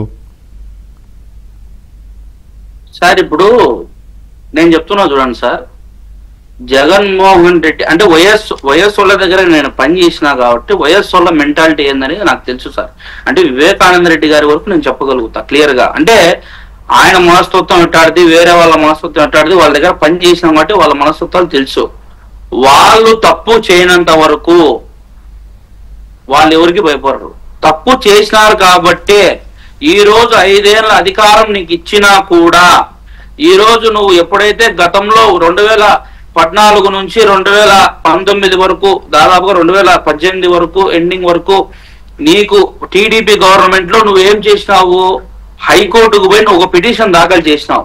నువ్వు ఆ రోజున పిటిషన్ దాఖలు చేసినవి నీ గవర్నమెంట్ వస్తానే ఎందుకు విత్డ్రా చేసుకున్నావు? నువ్వు కనీసము ఈ రోజు వరకు కూడా sir still Jaganmohan Reddy government వచ్చినప్పటి నుంచి కనీసం ఈ రోజు కూడా టీడీపీ గవర్నమెంట్ వరకు ఈ రోజు దినం వరకు వివేకానంద రెడ్డి కేసు గురించి జగన్మోహన్ రెడ్డి అనేవాడు ఎందుకు మాట్లాడు? అంటే మీకు చిన్న కాదా? ఇప్పుడు వాస్తవంగా సార్ ఒక దస్తగిరి అనేవాడు ఒక మర్డర్ లో భాగస్వామిగా పోయినోడే ఇంతగా మాట్లాడుతున్నాడంటే సొంతం చిన్నాయన అయినటువంటి నువ్వు ఏ విధంగా మాట్లాడాలా? ఇది వాస్తవమా కదా సార్? కరెక్టే. సొంత చిన్నాయన ఏ విధంగా మాట్లాడాలా? ఒక వివేకానంద రెడ్డి కేసులో ఒక అప్రూవర్ గా మారిన దస్తగిరి అనేవాడే ఈ విధంగా మాట్లాడుతున్నాడంటే జగన్మోహన్ రెడ్డి అనేవాడు అంత హోదా కలిగినవాడు, ఒక సీఎం, ఒక వైఎస్ రాజశేఖర రెడ్డి గారి కొడుకుగా బతికినోడు ఈ రోజున నువ్వు ఏ విధంగా వివేకానంద రెడ్డి కేసు గురించి కనీసం ఒక స్టెప్ కూడా ఎందుకు మాట్లాడడం లేదు? ఈ రోజు ఎందుకు నువ్వు కనీసం వివేకానంద రెడ్డి గురించి ఎందుకు నువ్వు మాట్లాడడం లేదు? వాళ్ళ కుటుంబ సభ్యులను ఎందుకు దగ్గరికి తీయలేదు? ఎందుకు మాట్లాడలేదు? రైట్, కరెక్ట్, వ్యాలిడ్ పాయింట్ అది. ఒక్క నిమిషం గఫూర్ గారు, గఫూర్ గారు, ఇప్పుడు ఇది జగన్మోహన్ రెడ్డి గారి పేరు, భారతీరెడ్డి గారి పేరు చాలా బలంగా చర్చకు వస్తోంది. సునీతారెడ్డి గారు ఈ దర్యాప్తుని కొనసాగించాలి అని కోరుతున్నది కూడా అసలు పాత్రదారులు, అసలు సూత్రధారులు, కుట్రదారులు వాళ్లే కాబట్టి వాళ్ళ సంగతి ఏంటో తేల్చాలని ఆవిడ పట్టుబడుతుంది అనేది కూడా ఆవిడ చెప్పట్లేదు, కానీ మాట్లాడుతున్న చాలా మంది చర్చించుకుంటున్న అంశం. ఎందుకు జగన్మోహన్ రెడ్డి మరి తనను తాను నిరూపించుకోవాలనుకున్నప్పుడు దీనికి సహకరించాలి కదా దర్యాప్తుకి, అలా ఎందుకు చేయడం లేదనేది ఒక పాయింట్. తర్వాత విజయసాయిరెడ్డి, ఎక్కడా కూడా విజయసాయిరెడ్డి కీలకమైన వ్యక్తి, ఆ రోజు మాట్లాడింది కానీ ఇవన్నీ మనం చాలాసార్లు చర్చించాం. ఆయనను కూడా సిబిఐ విచారించలేదు. ఇప్పుడు ఎవరు చెప్పమన్నారు నిన్ను హత్య అని, గుండెపోటు అని ఏదేదో చెప్పినాడు కదా, అది లేదు. సో ఇవన్నీ చూస్తున్నప్పుడు మీకేమనిపిస్తోంది సార్? నేను ఇంతకుముందు చెప్పినాను విద్యాసాగర్ కు భ్రమలు ఉన్నాయి, అది వేరే సంగతి. విద్యాసాగర్ భ్రమలు ఉన్నాయా లేకుంటే అవే తప్ప ఇంకేం మాట్లాడే స్వేచ్ఛలేదా? వాళ్ళు ఎందుకంటే సార్ ఇక్కడ నేను క్లియర్ గా చెప్పదలుచుకుందామంటే ఇప్పుడు క్రిమినల్ కేసు ఆయన క్రిమినల్ లాయర్ కనుక అయితే క్రిమినల్ కేసుల్లో వంతుల వారి ఉండదండి విచారణ. రెండవది ఏమంటే సునీత గారు కూతురు కాబట్టి ఆమె వెంటబడుతుంది. ఇప్పుడు పోలీస్ ఇన్వెస్టిగేషన్ ఒకసారి ప్రారంభమైతే పోలీస్ ఇన్వెస్టిగేషన్ పోలీసుదే బాధ్యత ఆ కేసు రుజువు చేయడం కానీ ఆ కేసును డైల్యూట్ చేయడం కానీ. ఈరోజు సిబిఐ ఉద్దేశపూర్వకంగా నేను ఆరోపణ చేస్తున్నాను ఉద్దేశపూర్వకంగా సిబిఐ ఈ కేసును డైల్యూట్ చేస్తుంది. దీని వెనుక రాజకీయ కారణాలు ఉన్నాయి, బీజేపీ పాత్ర ఉన్నది, కేంద్ర ప్రభుత్వం పాత్ర ఉన్నది, రాష్ట్ర ప్రభుత్వం నోరు మెదపడం లేదు, బీజేపీతో ఉండేటువంటి సంబంధాల రీత్యా వివేకానంద రెడ్డి గారికి అన్యాయం చేస్తున్నారని ఆరోపణ చేస్తున్నాను నేను. ఎందుకంటే దానికి హేతుబద్ధమైన కారణాలు ఉన్నాయి సార్. ఇప్పుడు ఒక దశ చేసి ఆపేసి సుప్రీంకోర్టుకి ఇచ్చేస్తారండి, అయిపోయింది మాదని. ఎట్లా ఇస్తారండి? ఒక ప్రైమ్ ఇన్వెస్టిగేటివ్ ఏజెన్సీ అట్లా ప్రతి క్వశ్చన్ కు ఆన్సర్ చేయాలి వాళ్ళు. అట్లయితేనే క్రిమినల్ కేసు నిలబడేది. ప్రతి క్వశ్చన్ కు ఆన్సర్ చేయకపోతే కేసు లేచిపోతుంది, కేసు కొట్టేస్తారు, అది తెలుసు వాళ్ళకు. కాబట్టి కేసు కొట్టేయడానికి సంబంధించినటువంటి పునాది అంతా తయారవుతున్నారు. ఇప్పుడు సిబిఐ కోర్టులో పెడుతున్నారు కదా సార్, సిబిఐ కోర్టులో వాళ్ళు అబ్జెక్షన్స్ ఫైల్ చేస్తారు, దాని మీద విచారణ జరుగుతుంది. ఒక్కో అడ్వకేట్ ఒక్కో రకంగా వాదిస్తాడు, 10 మంది అడ్వకేట్లను పెడతారు, అది కొన్ని నెలల పాటు జరుగుతుంది. ఆ తర్వాత ఏదైనా పొరపాటును మేము ఇన్వెస్టిగేట్ చేయమని ఆర్డర్ ఇస్తే వెంటనే హైకోర్టుకు పోతారు, హైకోర్టులో మళ్ళీ విచారణ జరుగుతుంది, ఆ తర్వాత సుప్రీం కోర్టుకు పోతారు. అంటే ఇదంతా ఏమి జరగకుండానే ఒక సంవత్సరం అవుతారు. కాబట్టి నేను చెప్పేది ఏమిటంటే ఇందులో చనిపోయినటువంటి వ్యక్తి మాట్లాడలేడు, అయిపోయింది. చనిపోయినటువంటి వ్యక్తి తరఫున ఆయన కూతురు న్యాయం చేయని అడుగుతుంది.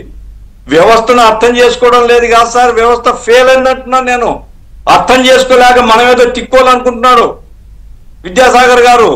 మనం పిచ్చోళం కాదు, వ్యవస్థను ఈ రోజు భ్రష్టు పట్టిస్తున్నారు. క్రిమినల్ కేసులో కూడా రాజకీయాలు చొప్పించి కేసులు నాశనం చేస్తున్నానని చెప్తున్నాను నేను. అందుకోసం ఇప్పుడు ఒకే ఒక్కడు ఆధారం సార్. ఇప్పుడు ఆ రంగన్ ఉండే ఇంతకుముందు, రంగన్న చనిపోయినాడు, ఇప్పుడు దస్తగిరి ఉన్నాడు. ఏదో ఒక సందర్భంలో నాకు డౌటే, ఆయన జాగ్రత్తగా ఉండాలి. ఏదో ఒక సందర్భంలో ఆయన అడ్డు తొలగిపోయింది అనుకోండి, కేసు ఏముందండి ఇక. కాబట్టి ఒక ప్రైమ్ కేసులో ఒక ముఖ్యమైన రాజకీయ నాయకుడు, రాష్ట్ర స్థాయి గుర్తింపు ఉండేటువంటి వాడు చంపబడితే దాంట్లో విజయసాయిరెడ్డి నారాసుర రక్త చరిత్ర లేదా గుండెపోటు ఎట్లయ్యా, ఏ ఆధారం చెప్పినో అడిగే దిక్కు లేదు. తెల్లవారుజాము ఫోన్ వచ్చింది, అప్పటికి ఇంకా చనిపోయినానని తెలియదు అక్కడ పులివెందుల్లో. మరి అప్పుడే ఎవరు చెప్పారు అంటే అక్కడ క్రైమ్ జరిగిన చోట ఉండేటువంటి వ్యక్తులే చెప్పిండాలి కదా క్లీన్ అయిపోయిందని. ఇవన్నీ ఏం సార్ కామన్ సెన్స్ క్వశ్చన్స్ ఇవి. సిబిఐకి తెలియదండి. ఇది ఉద్దేశపూర్వకంగా రాజకీయ కారణాలతో డైల్యూట్ చేస్తున్నారు. రాష్ట్ర ప్రభుత్వం 48 పేజీల 90 పేజీల రాష్ట్ర ప్రభుత్వం మరి సిబిఐ కోర్టులో పెట్టిందా? ఇంటర్వ్యూ కావడానికి ప్రయత్నం చేసిందా? సార్ ఇది అందరూ కలిసి పాపం ఆ సునీతమ్మ ఆమె కొట్లాడుతుంది, మీరు నేను ఇంకొంతమంది బాధపడుతుండొచ్చు, కానీ ఈ కేసు మాత్రం ఇది నిర్దేశించబడిందండి. ఇది ఎట్లా పోవాలని ఇప్పటికే డిసైడ్ అయిపోయింది. ఆ రీత్యా అవినాష్ రెడ్డికి ఏం జరగదు, ఇంకోరికి ఏం జరగదు. లాస్ట్ కు రిజల్ట్స్ మాత్రం పట్టాల రవి లాగానో మొద్దు సీన్ లాగానో ఇది తయారయ్యేటువంటి ప్రమాదం అయితే నాకు కనపడుతుంది. ఇది ఆవేదనతో చెప్తున్న మాట. ఏం జ్యోతిషం మీకు తెలుసా? జ్యోతిషం కాదు, అంటే జరుగుతున్నటువంటి పరిస్థితులు అలా ఉన్నాయి కాబట్టి అంచనా. ఆయన సాష్టాంగ నమస్కారం చేసినాడని పేరు చెప్పవండి, ఎవరు పోయి ఎవరికి సాష్టాంగ నమస్కారం చేసినాడు కదా. ఇంకేంటి, నేను నాకు నా భార్యకి ఏమనుకుని చూడండి అని అన్నాడు అన్నప్పుడు అర్థం కాలేదు. ఇంక పేరు పాపం డైరెక్ట్ ఏం చెప్తాను. Government should be serious. ఇప్పుడు అదాని దాంట్లో ఎఫ్బిఐ కేసును తప్పించేసినారు. అట్లాగే మీరు చెప్తున్నాను సార్, నేను ముందే చెప్తున్నాను చూడండి, ఈ మద్యం కేసు పోయింది, జత్వాని కేసు పోయింది, ఇది కూడా ఇంతే సంగతులు. ఈ రకంగా ఉంటే ప్రజలు గమనిస్తున్నారు సార్. తాత్కాలికంగా బాగానే ఉంటది, విద్యాసాగర్ గారు బాగా మంచిగా చెప్పొచ్చు, లేదా గవర్నమెంట్ ఇంకా చెప్పొచ్చు, ప్రజలు మాత్రం గమనిస్తున్నారు. ప్రజలు మాత్రం ఒక్కసారి ఇది చాలా దుర్మార్గం అనేటువంటి భావనకు వస్తే మాత్రం ఎవరు చెప్పినా ప్రజలు వాళ్ళ నిర్ణయం వాళ్ళు తీసుకుంటారు. రైట్. ఒకసారి దాంట్లోకి వెళ్లే ముందు దస్తగిరి, మీకు గఫూర్ గారు చెప్పినట్టుగా అంటే ఎవరో మెసేజ్ కూడా పెడుతున్నారు, సాక్షులందరూ లేకుండా పోయేంత వరకు ఈ దర్యాప్తు ఇలాగే సాగదీస్తారు, తర్వాత ఏమి ఉండదని చెప్తారని. ఇప్పుడు గఫూర్ గారు అన్నట్టుగా దస్తగిరి జాగ్రత్తగా ఉండాలి అని ఒక అనుమానము, ఒక ఇది వ్యక్తం చేశారు. దస్తగిరి, మీ పరిస్థితి ఏంటి? నిజంగానే ఆ రకమైన సిచ్యువేషన్ ఉందా? థ్రెట్ ఉందని తెలుసు నాకు కూడా, కానీ అలా మీకు కూడా ఏదో చేయాలి, చేసి సాక్ష్యం లేకుండా చేయాలనే ప్రయత్నాలు కనపడుతున్నాయా? ఏంటి మీరు తీసుకుంటున్న జాగ్రత్తలు ఏంటి? అంటే సార్ ఇప్పటికి కూడా అంటే నాకు ఇప్పుడు థ్రెడ్ ఉందని చెప్పి నేను చెప్పలేను సార్. ఎందుకంటే గవర్నమెంట్ మారింది కాబట్టి పోలీసుల తీరు మారింటారు సార్. గవర్నమెంట్ మారింది కాబట్టి చంద్రబాబు నాయుడు గారు స్ట్రిక్ట్ గా ఉన్నారు కాబట్టి ఇక్కడ ఉన్న డిపార్ట్మెంట్ వాళ్ళ తీరు, నన్ను చూసుకునే తీరు మారింది కాబట్టి నాకేం హాని కలగదు, ఉండబోదు అని చెప్పి నేను అనుకుంటా ఉన్నాను సార్. ఓకే, సరే, ఓకే. తర్వాత ఇవాళ ఎవరైతే కౌంటర్లు వేశారో సునీతారెడ్డి అడుగుతున్న ఎంక్వైరీకి సంబంధించి ఆమె చెప్పినట్టే చేయాలా, ఆమె అడిగినట్టు చేయాలా, సిబిఐని ఆమె ఆదేశిస్తుందా దర్యాప్తు చేయండి, సిబిఐ ఆమెకు లొంగిపోయింది, ఆమె స్వార్థ ప్రయోజనాల కోసం వాడుకుంటోంది, రాజకీయ ప్రయోజనాల కోసం వాడుకుంటోంది అని ఇలాంటి పాయింట్లతో కౌంటర్ వేశారు కదా. ఏంటి సునీతారెడ్డికి అంతగా రాజకీయ ప్రయోజనాలు ఉన్నాయి? సునీతారెడ్డి గారి మీద నిందితులు చేస్తున్న ఆరోపణలు, సిబిఐకి సంబంధించి చేస్తున్న ఆరోపణలకు వెళ్లే ముందు సాగర్ గారు, గఫూర్ గారు ఇందాక అడిగిన దాంట్లో ఒక పాయింట్, ఎందుకు తెలుగుదేశం పార్టీ కానీ లేదా చంద్రబాబు నాయుడు గారు ఇండివిజువల్గా కానీ ఎందుకు ఈ కేసులో ఇంటర్వ్యూన్ అవ్వలేదు, ఇన్వాల్వ్ అవ్వలేదు, ఇంప్లీడ్ అవ్వలేదు అనేది ఒక ఇంపార్టెంట్ ఇష్యూనే కదా. ఎందుకంటే ఆ రోజున కరెక్ట్గా ఎలక్షన్లు జరిగే టైంలో వాళ్ళు ఈ హత్య జరగడం, అది అప్పుడున్న ప్రభుత్వం మీదకి, పర్టికులర్గా వ్యక్తిగతంగా చంద్రబాబు నాయుడు గారి మీదకి నెట్టేయడం, నారాసుర రక్త చరిత్ర అని. అవునన్నా కాదన్నా అప్పటి ఎన్నికల్లో ఈ హత్య చాలా కీలకమైన పాత్ర పోషించింది, తెలుగుదేశం పార్టీకి చాలా డ్యామేజ్ చేసింది.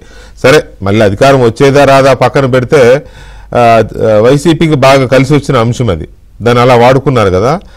అలాంటి ప్రభుత్వాన్ని మార్చే స్థాయిలో చేసిన దాన్ని, చేతిలో ఇంత పెద్ద కత్తి పెట్టి ఫోటోలు వేసి వాల్ పోస్టర్లు వేసిన అంశాన్ని ఎందుకు అంత తేలిగ్గా వదిలేశారు అనే దాని మీద మాత్రం కొంత చర్చ అయితే ఉంది. గఫూర్ గారు అడిగిన పాయింట్లో అంత కొంత డీప్ గా ఉంటే అదే ఉంటది.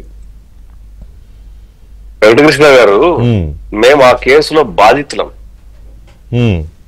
చంద్రబాబు నాయుడు గారి మీద చేసిన ఆరోపణలైనా, లేదా అప్పటి మా మంత్రి ఆదినారాయణ గారైనా, లేదు బీటెక్ రవి గారి మీద చేసిన ఆరోపణలైనా వాళ్ళని విచారణ పిలిపించేస్తే మేము బాధితులం.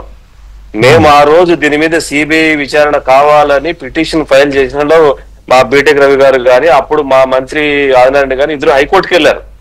మేము ఎందుకు ఇంటర్వ్యూన్ అవ్వలేదు అనుకుంటున్నారు? మేము బాధితులం, మేము అయ్యాము. అయితే ఎలక్షన్ ఇంకోటి, జగన్మోహన్ రెడ్డి కూడా వెళ్ళాడు సిబిఐ కేసు కావాలని. ఆయన బాధితుడో బాధితుడో నాకు అర్థం కాలేదు. కాదు, జగన్మోహన్ రెడ్డి వెళ్ళాడు. ఎందుకు వెళ్ళాడంటే అప్పుడు కొద్దిగా డ్రామా రక్తి కట్టించాలి కాబట్టి రాజకీయంగా ఆయన వెళ్ళాడు. అధికారంలోకి వచ్చిన తర్వాత వద్దని దస్తగిరి చెప్పినట్టు పిటిషన్ వెనక్కి తీసుకున్నాడు. కానీ మీరు మీ పార్టీగా కానీ చంద్రబాబు నాయుడు గారి తరఫున లీగల్ టీం కానీ ఎలాగైతే సునీతారెడ్డి గారు తను కొన్ని పాయింట్స్ తో పోరాడుతుందో మీరు అంతగా పోరాడాలి కదా. విక్టిమ్ అయి ఉంటే డెఫినెట్ గా నిగ్గుదేశం అడగాలి కదా. ఆ కథనం రాసిన పత్రిక మీద కానీ, లేకపోతే ఆ చెప్పిన వ్యాఖ్యాతల మీద కానీ, విజయసాయి రెడ్డి మీద కానీ, అందరి మీద టోటల్ టాప్ టు బాటమ్. అయితే మర్డర్ కేసు వేరు, చేసిన వ్యాఖ్యలు వేరు. ఆ కేసు వేరు, ఈ కేసు వేరు. అది మనం పక్కన పెట్టేద్దాం. ఆ కేసు సంబంధం అంటే ఇప్పుడు నేను మీరు ఏదైనా బయట ఇన్సిడెంట్ జరుగుతుంది, వ్యాఖ్యాతగా మీరు వ్యాఖ్యానించిన దాని మీద మీరు డెఫర్మేట్ సూట్ ఫైల్ చేసుకోవాలి. మీ మీద మర్డర్ కేసు పెట్టలేం కదా, మాట్లాడాలని మర్డర్ కేసు పెట్టాం. సో ఇక్కడ ఏంటి, అది డిఫరెంట్ కేసు, డిఫరెంట్ కేసు. నేనేమంటానంటే అక్కడ ఆ రోజు జగన్మోహన్ రెడ్డి కూడా హైకోర్టుకి వెళ్ళి చేసిన తర్వాత ఎలక్షన్ లో గెలిచిన తర్వాత విడ్రా చేసుకున్న దగ్గర నుంచి అసలు డ్రామా స్టార్ట్ అయితే ఆ తిరిగి చుట్టేసి సిబిఐ వాళ్ళు మాకు క్లీన్ చిట్ ఇచ్చారు. అంటే మా పాత్ర లేదని తెలిసి వాళ్లే చేశారు, వాళ్లే కుట్రదారులు, పలానోళ్ళు పలానా చెప్పి అరెస్టులు చేశారు. అంతా జరిగేంత వరకు దీని మీద ఇన్వెస్టిగేషన్ పూర్తయిందని చెప్పేంత వరకు కూడా మేము అధికారంలో లేము. ఎందుకంటే ఆ మర్డర్ కేసులో అప్పటి వరకు మేము మా విక్టిమ్స్ గా ఉంటే మా పాత్ర సిబిఐ వాళ్ళు మీకు క్లీన్ చిట్ ఇచ్చుండొచ్చు, కానీ ఆ రోజున వైసీపీ గాని వాళ్ళ మీడియా గాని చేసిన ప్రచారం వల్ల మీరు అధికారాన్ని కోల్పోయారు. అధికారాన్ని కోల్పోయి ఒక అరాచక ప్రభుత్వం 5 ఏళ్ల పాటు రాష్ట్రాన్ని వేధించింది కదా. దాని మీద మీరు పోరాడాలి కదా. అది ఆ విషయం చెప్పబోతున్నాను. ఆ విషయం మీద లీగల్ టీమ్ అన్న దాని మీద యాక్షన్ తీసుకుని ఉండవచ్చు. మేబీ డిఫరెంట్ యాంగిల్లో దాని మీద ఈ కేసు తేలిన తర్వాత ఆ ఆరోపణల మీద క్రిమినల్ అండ్ సివిల్ డెఫర్మేషన్స్ కు సూట్ ఫైల్ చేద్దామని బహుశా ఆలోచన ఉండవచ్చు పార్టీకి, అధిష్టానానికి. సో నేనేమంటా అంటే అప్ టు ద లిమిట్ ఈ కేసు వరకు సునీత గారు అండ్ సిబిఐ అండ్ సుప్రీంకోర్టు వీటి వరకు వస్తే మాత్రం ఖచ్చితంగా ఈ కేసులో సునీత గారికి ఒకవేళ గఫూర్ గారికి నమ్మకం ఉందో లేదో నాకు తెలియదు, కానీ I'm damn sure I have a high regard on this constitution. ఈ ఇండియన్ కాన్స్టిట్యూషన్ మీద అత్యంత గౌరవం ఉంది. నేను చెప్తున్నాను ఖచ్చితంగా సునీత గారికి మేబీ డిలే అవ్వచ్చు, డిరైల్ కాదు, మళ్ళీ చెప్తున్నా ఆవిడకి న్యాయం జరుగుతుంది. పాప పరిహారం అన్నది ఈ కర్మ దేశంలో ఖచ్చితంగా జరిగి తీరాల్సిందే. మేము అధికారం కోల్పోయిన రాజ్యాంగాన్ని నమ్ముకున్నప్పుడు కర్మదేశము పుణ్యఫలము ఇట్లాంటి రాకూడదు. రాజ్యాంగమే చేస్తాయండి. రాజ్యాంగం I have a high regard on this constitution and criminal procedure code.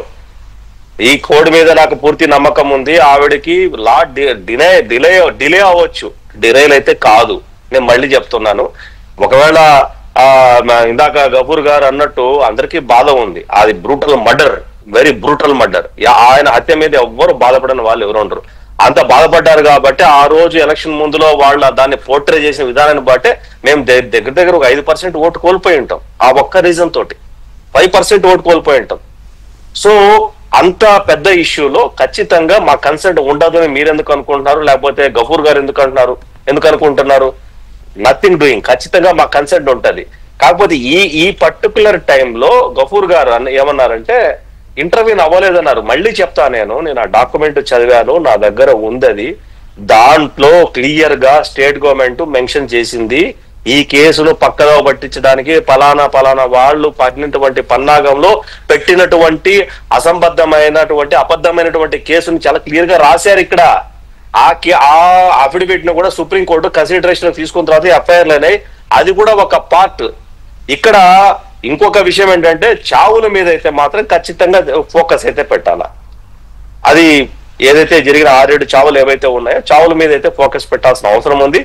Maybe ఈ కేసు కొలిక్కి వచ్చిన తర్వాత వాటి మీద సపరేట్ గా స్టేట్ ఇన్వెస్టిగేషన్ తీసుకుంటదేమో చూడాలి. దానికి ప్రభుత్వానికి ఒక ఆలోచన ఖచ్చితంగా ఉంటది. ఇంత పెద్ద స్టేట్ లో అధికారం కోల్పోయేటటువంటి మర్డర్ కేసులో మేము ఊరుకుంటాము అని చెప్పేసి ఎవరైనా అనుకుంటే అది పొరపాటనే నేను అంటాను. ఇటువంటి పరిస్థితుల్లో గఫూర్ గారు ఏమీ సందేహించాల్సిన అవసరం లేదు. ఎందుకంటే బాధితులం మేము, ఆ కేసులో బాధితులము, మేము ఊరుకుంటామని ఎట్లా అనుకుంటారు గఫూర్ గారు? ఎవరో ఎక్కడో ఏదో కాంప్రమైజ్ అయినంత మాత్రాన మొత్తం అందరూ సిస్టమ్ అంతా కాంప్రమైజ్ అవుతుందని చెప్పి నేను అనుకోను. పరిస్థితులు ఏవి ఒక రోజు ఉన్నట్టు ఇంకో రోజు ఉండదు. ఖచ్చితంగా పరిస్థితులు మారుతాయి, ఆ టైం వస్తుంది. సునీత గారికి మేబీ ఇంకో మాట అన్నారు, చివరిగా చెప్తాను. గఫూర్ గారు ఇక్కడ 6 weeks లో డిసిషన్ తీసుకోమని చెప్పేసి lower trial court Nampally CBI కోర్టుకి ఇచ్చింది. దాని మీద అప్పీల్ ఉండదు. ఎందుకంటే సుప్రీంకోర్టు ట్రాన్స్ఫర్ చేసిన దాని మీద డిసిషన్ తీసేసుకోమంది. ఆ డిసిషన్ మీద మళ్ళీ అప్పీల్ ఉండదు. చెయ్యాలా వద్దా అంతే ఉంటుంది తప్ప నో అప్పీల్, నథింగ్ డూయింగ్. చేయాలంటే ఖచ్చితంగా సుప్రీంకోర్టులో అఫిడవిట్ ఫైల్ చేస్తుంది, సబ్సిక్వెంట్ ఛార్జ్ షీట్లు ఫైల్ చేస్తుంది, సప్లిమెంటరీ ఛార్జ్ షీట్ ఫైల్ చేస్తుంది. ఏవైతే ఇందాక మన మిత్రుడు రిపోర్టర్ చెప్పిన ప్రకారం ఖచ్చితంగా అంశాల మీద విచారం జరుగుతుంది. తలుపు తట్టడం ఖాయం. నేను మళ్ళీ చెప్తున్నా, తలుపు తట్టడం ఖాయం. ఇది ఆగదు. కాలు పట్టుకున్నా మరోసారి పోయి కాలు పట్టుకున్నా కూడా ఇది ఆగదు అని చెప్తున్నాను. జరుగుతుంది సునీత గారు. రైట్. దస్తగిరి ఈ కేసు దర్యాప్తులో గానీ లేకపోతే కేసు ముందు ఇంకో మాట వెంకటకృష్ణ గారు, ఒక్క మాట అవలేదా? నేను లేదు దస్తగిరికి ఒక్క మాట, చిన్న మాట. నేను ఒక 6 నెలల క్రితం, సంవత్సరం క్రితం దస్తగిరితో నేను గఫూర్ గారే ఆ రోజు అందరం కూర్చొని అన్నారులే కోర్టులో వేయమని. నువ్వు కోర్టులో వెయ్యి, ఇప్పుడు ఇందాక గఫూర్ గారు అన్న మాట ఏదైతే ఉందో అది నాకు డౌట్ అన్నారు చూసారా. Even I have a doubt అన్న దస్తగిరి ఆయన ఎలక్షన్ చివరి రోజుల్లో ఎట్లయితే వివేకానంద రెడ్డి గారిని చేశారో దస్తగిరిని కూడా అట్లే చేయొచ్చు. ఏం జరగకూడదని ఎట్లా భయపెట్టకండి బాబు, అంటే ఆయన భయపడుతున్నాడని కాదు అనేది. ఆయన భయపడకపోయినా ఇంట్లో వాళ్ళు భయపడతారు కదా.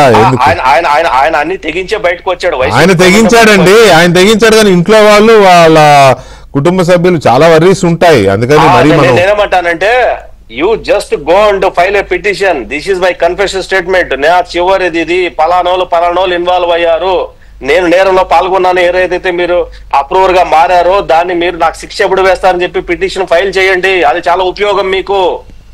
నేను మళ్ళీ సంవత్సరం తర్వాత చెప్తున్నా మీకు, మీరు you file a petition in supreme court, నేనే నేరం చేశాను చెప్పి కన్ఫెషన్ స్టేట్మెంట్ ఇచ్చాను, అప్రూవల్ గా మారాను, నాకు శిక్ష ఎప్పుడు వేస్తారని చెప్పి సుప్రీం కోర్టుని అడగండి. ఏం డిసిషన్ తీసుకుంటే సుప్రీం కోర్టు తీసుకొనియండి.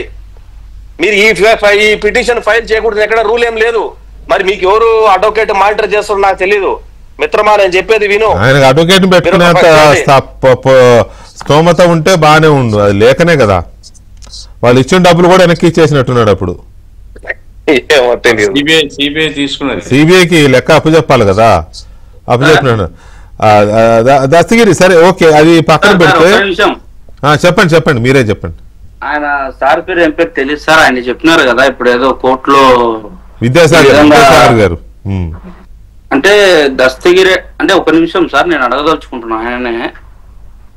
అంటే ఒకప్పుడు ఆరోపణ మీ మీదికి వచ్చినప్పుడు ఒక దస్తగిరి అనేవాడు బయటికి రాకోకుండా వైఎస్ వాళ్ళకే లొంగిపోయినప్పుడు ఆరోపణ అనేది మీ మీద వేసి రుద్దినప్పుడు మీరు జైలు పాలు కావడమో ఇంకోటి కావడమో అయినప్పుడు ఆ నొప్పి ఏందో మీకు తెలిసిండు అప్పటికి. కానీ ఈ రోజున దస్తగిరి అనేవాడిని నువ్వు సుప్రీంకోర్టుకు పోయి నువ్వు నేరం చేసినావు, నాకు శిక్ష ఎప్పుడేస్తావు, నేను నేరం చేసినా అని చెప్పి నేను కేసు ఫైల్ చేయమని చెప్తున్నారు మీరు, అంటే పిటిషన్ ఫైల్ చేయమని చెప్తున్నారు. అంటే మీ గవర్నమెంట్ న్యాయం చేయదా వివేకానంద రెడ్డి కేసుకు? ఇది సెంట్రల్ గవర్నమెంట్ లో ఉన్నటువంటి సెంట్రల్ గవర్నమెంట్ మీదే కదా సార్. సెంట్రల్ గవర్నమెంట్ ఇప్పుడు మీ కూటమి ప్రభుత్వం సెంట్రల్ గవర్నమెంటే కదా. ఈ రోజు ఏం చేస్తా ఉంది? దస్తగిరి అనేవాడు కోర్టుకు పోయి పడాలని దస్తగిరిలో పొలిటీషియన్ కనపడుతున్నాడు ఇవాళ. కరెక్ట్, దస్తగిరి పాయింటే కదా, అది వ్యాలిడ్ పాయింటే కదా. సాగర్ దస్తగిరి అడిగింది వ్యాలిడ్ పాయింటే కదా, చాలా వ్యాలిడ్ పాయింట్ అది. ఇప్పుడు నేను అప్రూవర్ గా మారాను, నా విషయం ఏంటో తొందరగా తేల్చండి, నా శిక్ష విషయం ఏంటో తేల్చండి అని మీరు పిటిషన్ ఏమంటున్నారు సుప్రీంకోర్టులో. అంటే నేను వెళ్ళి అడుక్కోవాలా నా మీద శిక్ష వేయమని, మీ ప్రభుత్వాలు తేల్చవా అనేది అతను అడుగుతున్న straight question. Yeah it is very valid.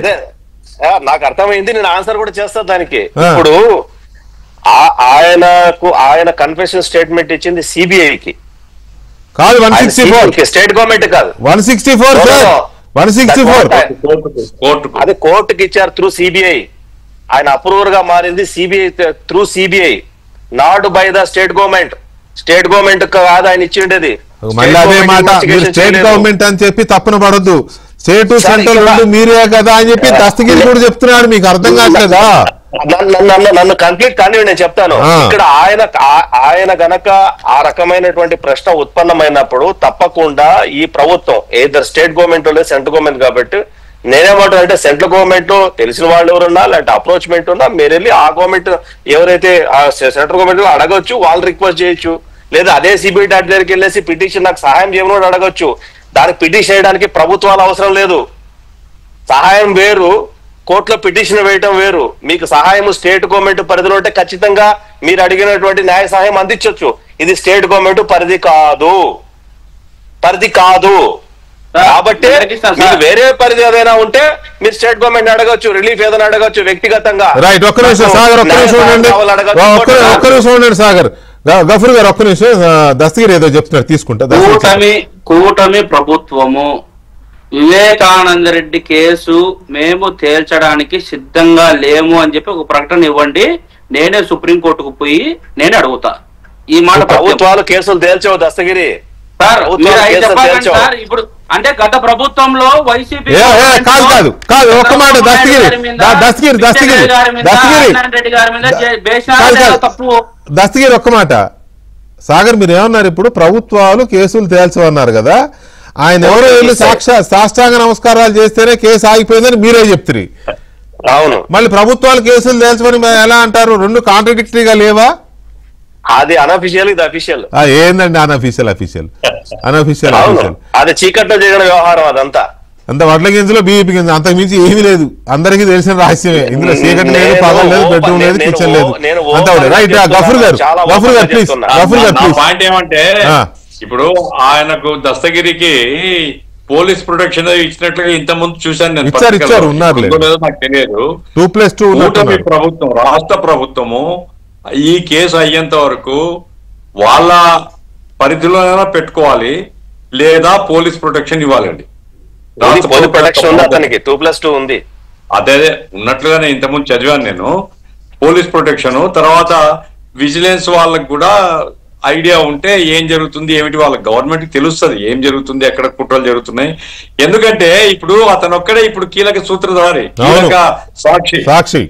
కాబట్టి మనం ఆయనకేదో జరగాలని నా కోరిక కాదు, జాగ్రత్తగా కాపాడుకుని కేసును మనం కనుక శిక్షలు పడేటట్టుగా చేయగలిగితే గవర్నమెంట్ యొక్క ఇమేజ్ పెరుగుతుందండి.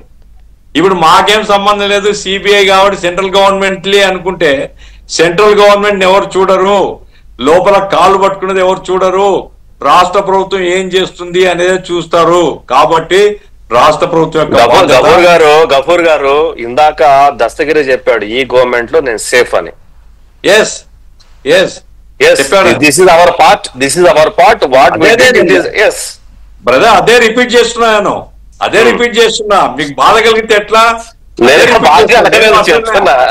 అదే రిపీట్ చేస్తున్నా. నా పాయింట్ ఏంటంటే ఇప్పుడు వెంకటకృష్ణ గారు ఈ విషయంలో గఫూర్ గారు మన ఇద్దరం చాలా సాన్నిహితులం, ఎందుకంటే మన ఇద్దరమే కలిపి 100 డిబేట్లు చేసి ఉంటాం. వెంకటకృష్ణ గారు చేసినాము, విద్యాసాగర్ గారు తాడేపల్లి తలుపులు తట్టబోతున్నాం చూడండి 6 వారాలు అని చెప్పింది కూడా నాకు గుర్తుంది. 6 వారాలు అయిపోయి 6 నెలలు అయిపోయింది.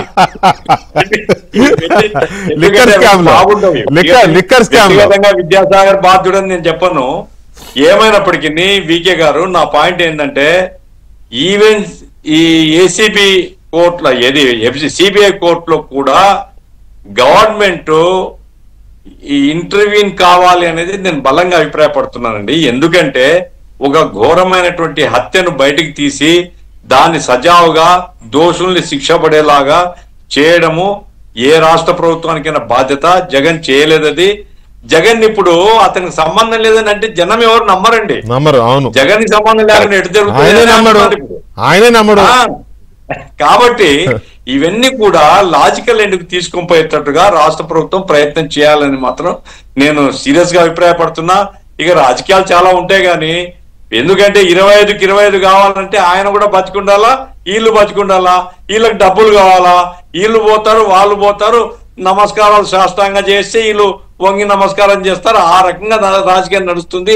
ఇది రాష్ట్రాన్ని ఏం చేస్తుంది వేరే సంగతి, కానీ వివేకానంద రెడ్డికి మాత్రం అన్యాయం జరగకూడదు అనేది నా పాయింట్.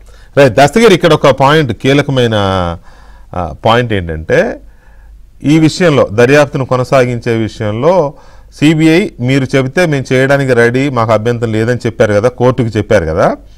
దాని మీద మీ అభిప్రాయాలు చెప్పండి అని చెప్పి ఇప్పుడు ఈ నిందితులుగా ఉన్న భాస్కర్ రెడ్డి, శివశంకర్ రెడ్డి అండ్ అవినాష్ రెడ్డి వీళ్ళందరినీ కోర్టు అడిగితే వాళ్ళు వేసింది ఏంటి, వాళ్ళ మొత్తం సిబిఐ ఆవిడకి లొంగిపోయింది, ఆవిడ ప్రయోజనాల కోసం ఆమె ఇచ్చేస్తోంది, ఆవిడ చెప్తే సిబిఐ దర్యాప్తు చేయాలా, సిబిఐ ఆమె ఆదేశిస్తుంది ఆ సిబిఐని అని చెప్పి వాళ్ళు వ్యతిరేకించారు కదా. అది మరి అది ఎందుకు వాళ్ళు వ్యతిరేకిస్తున్నారు అనుకోవాలి. ఇందాక మీరు చెప్పారు కడిగిన ముత్యాలైతే ఎందుకు వ్యతిరేకించాలి అన్నారు, కానీ వాళ్ళు ఆరోపణ చేస్తున్నారు సునీతారెడ్డి సిబిఐని లొంగ తీసుకుంది, లేకపోతే సిబిఐని తన గుప్పిట్లో పెట్టుకుంది, ఆమెకు లొంగిపోయి సిబిఐ అంటున్నారా? అలా ఉందా? అలా అనిపిస్తుందా? మీ అబ్జర్వేషన్ ఏంటి సార్? సునీత గారు అంటే మీరు చెప్పిన ప్రకారము సునీత మేడం గారు ఏ విధంగా అయితే సిబిఐని లొంగ తీసుకుంది, సిబిఐని ఆదేశిస్తుంది అని చెప్తా ఉండారో ఆ విధంగా ఆదేశించే ఆమెనే అయితే, ఒకవేళ ఆమె కంట్రోల్లోనే సిబిఐ నడుస్తూ ఉంటే ఇప్పటికి ఎప్పుడో జగన్మోహన్ రెడ్డి అనేవాడు జైల్లో ఉండాలి కదా సార్? అవును. ఎందుకు లేడు? అవినాష్ రెడ్డి అనేవాడు జైల్లో ఉండాలా, భాస్కర్ రెడ్డి అనేవాడు జైల్లో ఉండాలా, దొల్లాశంకర్ రెడ్డి అనేవాడు జైల్లో ఉండాలా, దస్తగిరి అనేవాడు జైల్లో ఉండాలా, మొత్తం అందరూ కూడా జైల్లో ఉండాలా? వీళ్ళందరూ ఎందుకు లేదు సార్ జైల్లో? కరెక్టే. ఆమె ఆదేశిస్తాంది. నిజంగా సునీత మేడం గారి కనుసైగలలో సిబిఐ నడుస్తుంది అని అనుకుంటే ఆమె చెప్పినట్టే ఏ టు జెడ్ వాస్తవాలు బయటికి రావాలా. నిజంగా సూత్రధారులు ఎవరైతే ఉన్నారో ప్రజలకందరికీ తెలుసు, సిబిఐకి ఒకటి తెలియదు, వాళ్ళ విచారణలో బయటపడాలా, వాళ్ళు లోపలికి పోవాలా అని చెప్పేసి, అప్పుడు పోతే గాని మా నాన్న ఆత్మిక శాంతి కలగదు అని చెప్పేసి ఆమె ఉద్దేశం. సో ఇప్పటికీ ఒక 5-6 సాక్షులు చనిపోయారు. శ్రీనివాసరెడ్డి అనే ఆయన హాస్పిటల్లో చనిపోవడం కానీ, సరే రంగయ్య అంటే మరి ఇది వయసురీత్యా చనిపోయాడని అంటున్నారు. నేను కూడా అదే అనుకుంటున్నా, నాకు మీరు చెప్పాలి.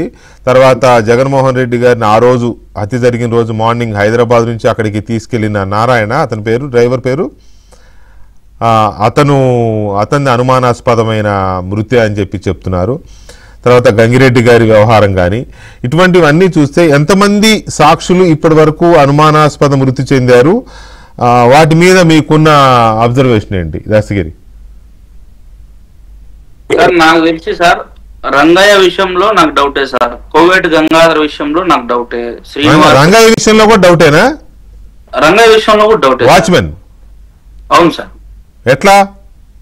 ఎందుకంటే గత వైసీపీ గవర్నమెంట్ లోనే గన్మెన్లు అనేది సరిగా చూసుకోకుండా, దాన్ని పట్టించుకోకుండా ఉన్నారు సార్. అంటే చూసుకోవాలంటే మాత్రలు వేయాలా, అన్నం తినిపేయాలని నేను చెప్పాలంలే. అంటే ఆయనను ఆరోగ్య రీత్యా సరిగా పట్టించుకోకపోవడము, ఆయనకి ఏదైనా బాగాలేకుంటే హాస్పిటల్ కూడా తొడకపోకుండా వాళ్ళ పనులు లేదు వాళ్ళు చేసుకోవడము, లోకల్ గా వచ్చినప్పుడు ఆయనని వదిలిపెట్టి వాళ్ళ లోకల్ గా వాళ్ళ పనులు చేసుకోవడము ఒకటి. ఓకే. రెండో విషయం ఏంటంటే కోవేటి గంగాధర ఎలక గుట్టి చనిపోయినాడు అనేది వాళ్ళ భార్య ఇచ్చిన స్టేట్మెంట్ సార్ సిబిఐకి. అవును. అంటే ఇది ఎంత దారుణమైన పరిస్థితి అంటే, రేపు పొద్దున్న దస్తగిరి అనేవాడు బల్లి గుట్టి చచ్చిపోయిందని చెప్పి ఎవరెవరు ఇస్తారు. అవును. అంటే వాళ్ళ కుటుంబ సభ్యులను భయభ్రాంతులకు గురి చేసి వాళ్ళను టేక్ ఓవర్ చేసుకుని హ్యాండ్ ఓవర్ చేసుకునే విధంగా గవర్నమెంట్ అప్పట్లో వైసీపీ గవర్నమెంట్ వ్యవహరించింది సార్.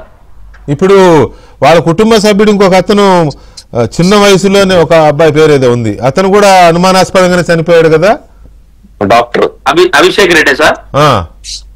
డాక్టర్ అభిషేక్ రెడ్డి అని ఆయన ఏదో అనుమానాస్పదమని ప్రతి ఒక్కరు పులివెందులు అనుకుంటారు సార్. ఆయన మామూలుగా నార్మల్ డెత్ అని ఎవరు అనుకోలే, అనుమానాస్పదమే అని చెప్పి ప్రజలందరూ కూడా అనుకుంటున్నారు. ఏదో రాజకీయంగా ఎదుగుతాడు, ఎదిగితే మాకుండదు ప్లేస్ అని చెప్పేసి ఆయనది కూడా వివేకానంద రెడ్డి పరిస్థితే అని చెప్పి వాళ్ళు ప్రజలందరూ అనుకుంటారు సార్. నేను అనుకునేది కాదు. జగన్మోహన్ రెడ్డి గారు ఆ రోజు హత్య జరిగిన రోజు హైదరాబాద్ నుంచి బయలుదేరి కారులో వచ్చారు కదా, ఆ డ్రైవర్ పేరేంటి? నారాయణ సార్. నారాయణ. అతను కూడా అనుమానాస్పద మృతి అని అన్నారు కదా, దాని మీద ఏంటి మీకు తెలిసిన వ్యవహారం? అంటే ఆయనది మామూలు మరణమా అనుమానాస్పద మరణం అనేది నాకు కూడా తెలియదు సార్. అది సిబిఐ ఎంక్వైరీలోనే తేలాలి సార్. అది అందుకే ఇట్లా అన్ని కూడా బయటపడాలని చెప్పేసి సునీతమ్మ గారు పిటిషన్ చేసినారు. దాని అసలు తప్పే చేయనప్పుడు నువ్వు ఏదైనా కానీ నువ్వు ఏమని చేసుకోపో ఎంక్వైరీ, నేను తప్పు చేయనప్పుడు నాకేం భయం అని ఉండాలా. ఎవడైతే వద్దు విచారణే వద్దు మీరు ఇంకా లోతుకు పోవాలని నేను చెప్పినట్టే 100% తప్పు ఉందని ఒప్పుకున్నట్టే కదా సార్. అనుమానించాల్సిందే, గట్టిగా అనుమానించాల్సిందే. ఫైనల్ గా ఒక క్వశ్చన్ చెప్పండి. సునీల్ యాదవ్ ఆ మధ్య రివర్స్ అయ్యాడు, మొత్తము చాలా విషయాలు బయట చెప్పేశాడు, సిబిఐ కూడా చెప్పినట్టున్నాడు. ఇప్పుడు కూడా ఆయన కౌంటర్ వేయలేదు, వీళ్ళతో పాటు కౌంటర్ వేయలేదు. సునీల్ యాదవ్ పరిస్థితి ఏంటి ఇప్పుడు? ఆయన అప్రూవర్ గా మారుతున్నాడా, మారాడా, ఏంటి మీకున్న సమాచారం? అంటే సునీల్ యాదవ్ గురించి నాకైతే అంటే జైలు నుంచి బయటకు వచ్చిన తర్వాత అతన్ని కలచడం కానీ అతనితో మాట్లాడడం కానీ నేనేం చేయలేదు సార్ ఇంతవరకు కూడా. అంటే అతను ప్రతి ఒక్కరికి ఇంటర్వ్యూ ఇస్తాడు, ప్రతి ఒక్కరితో మాట్లాడతాడు, కానీ అసలు విషయం చెప్పలేకున్నాడు సార్ అతను. అంటే నిన్ను హత్య చేయమని చెప్పి ప్రోత్సహించింది ఎవరు, మాట్లాడింది ఎవరు, ఎర్రగంగిరెడ్డి అనేవాడు నీకేం చెప్పినాడు, ఉమాశంకర్ రెడ్డి అనేవాడు నీకేం చెప్పినాడు, ఇవన్నీ చెప్పుకోకుండా అది కోర్టులో ఉంది అంటా ఉన్నాడు సార్ అతను. అది ఎంత మటుకు అతను చెప్పేది ఇది అని చెప్పేసి నాకైతే అర్థం కాలేదు సార్ అతని పరిస్థితి అయితే. కరెక్ట్. సరే చూద్దాం. సునీతారెడ్డి గారి పోరాటంలో ఇదొక నెక్స్ట్ లెవెల్ మలుపు అనుకోవచ్చు.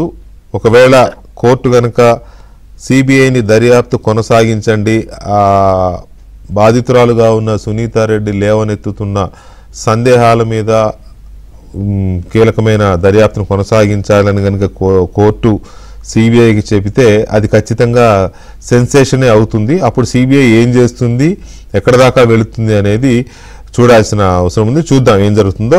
Thank you Gafoor Saab and Vidyasagar garu, Dastagiri గారు, థ్యాంక్ యూ వెరీ మచ్ అని చర్చలో పాల్గొన్నందుకు.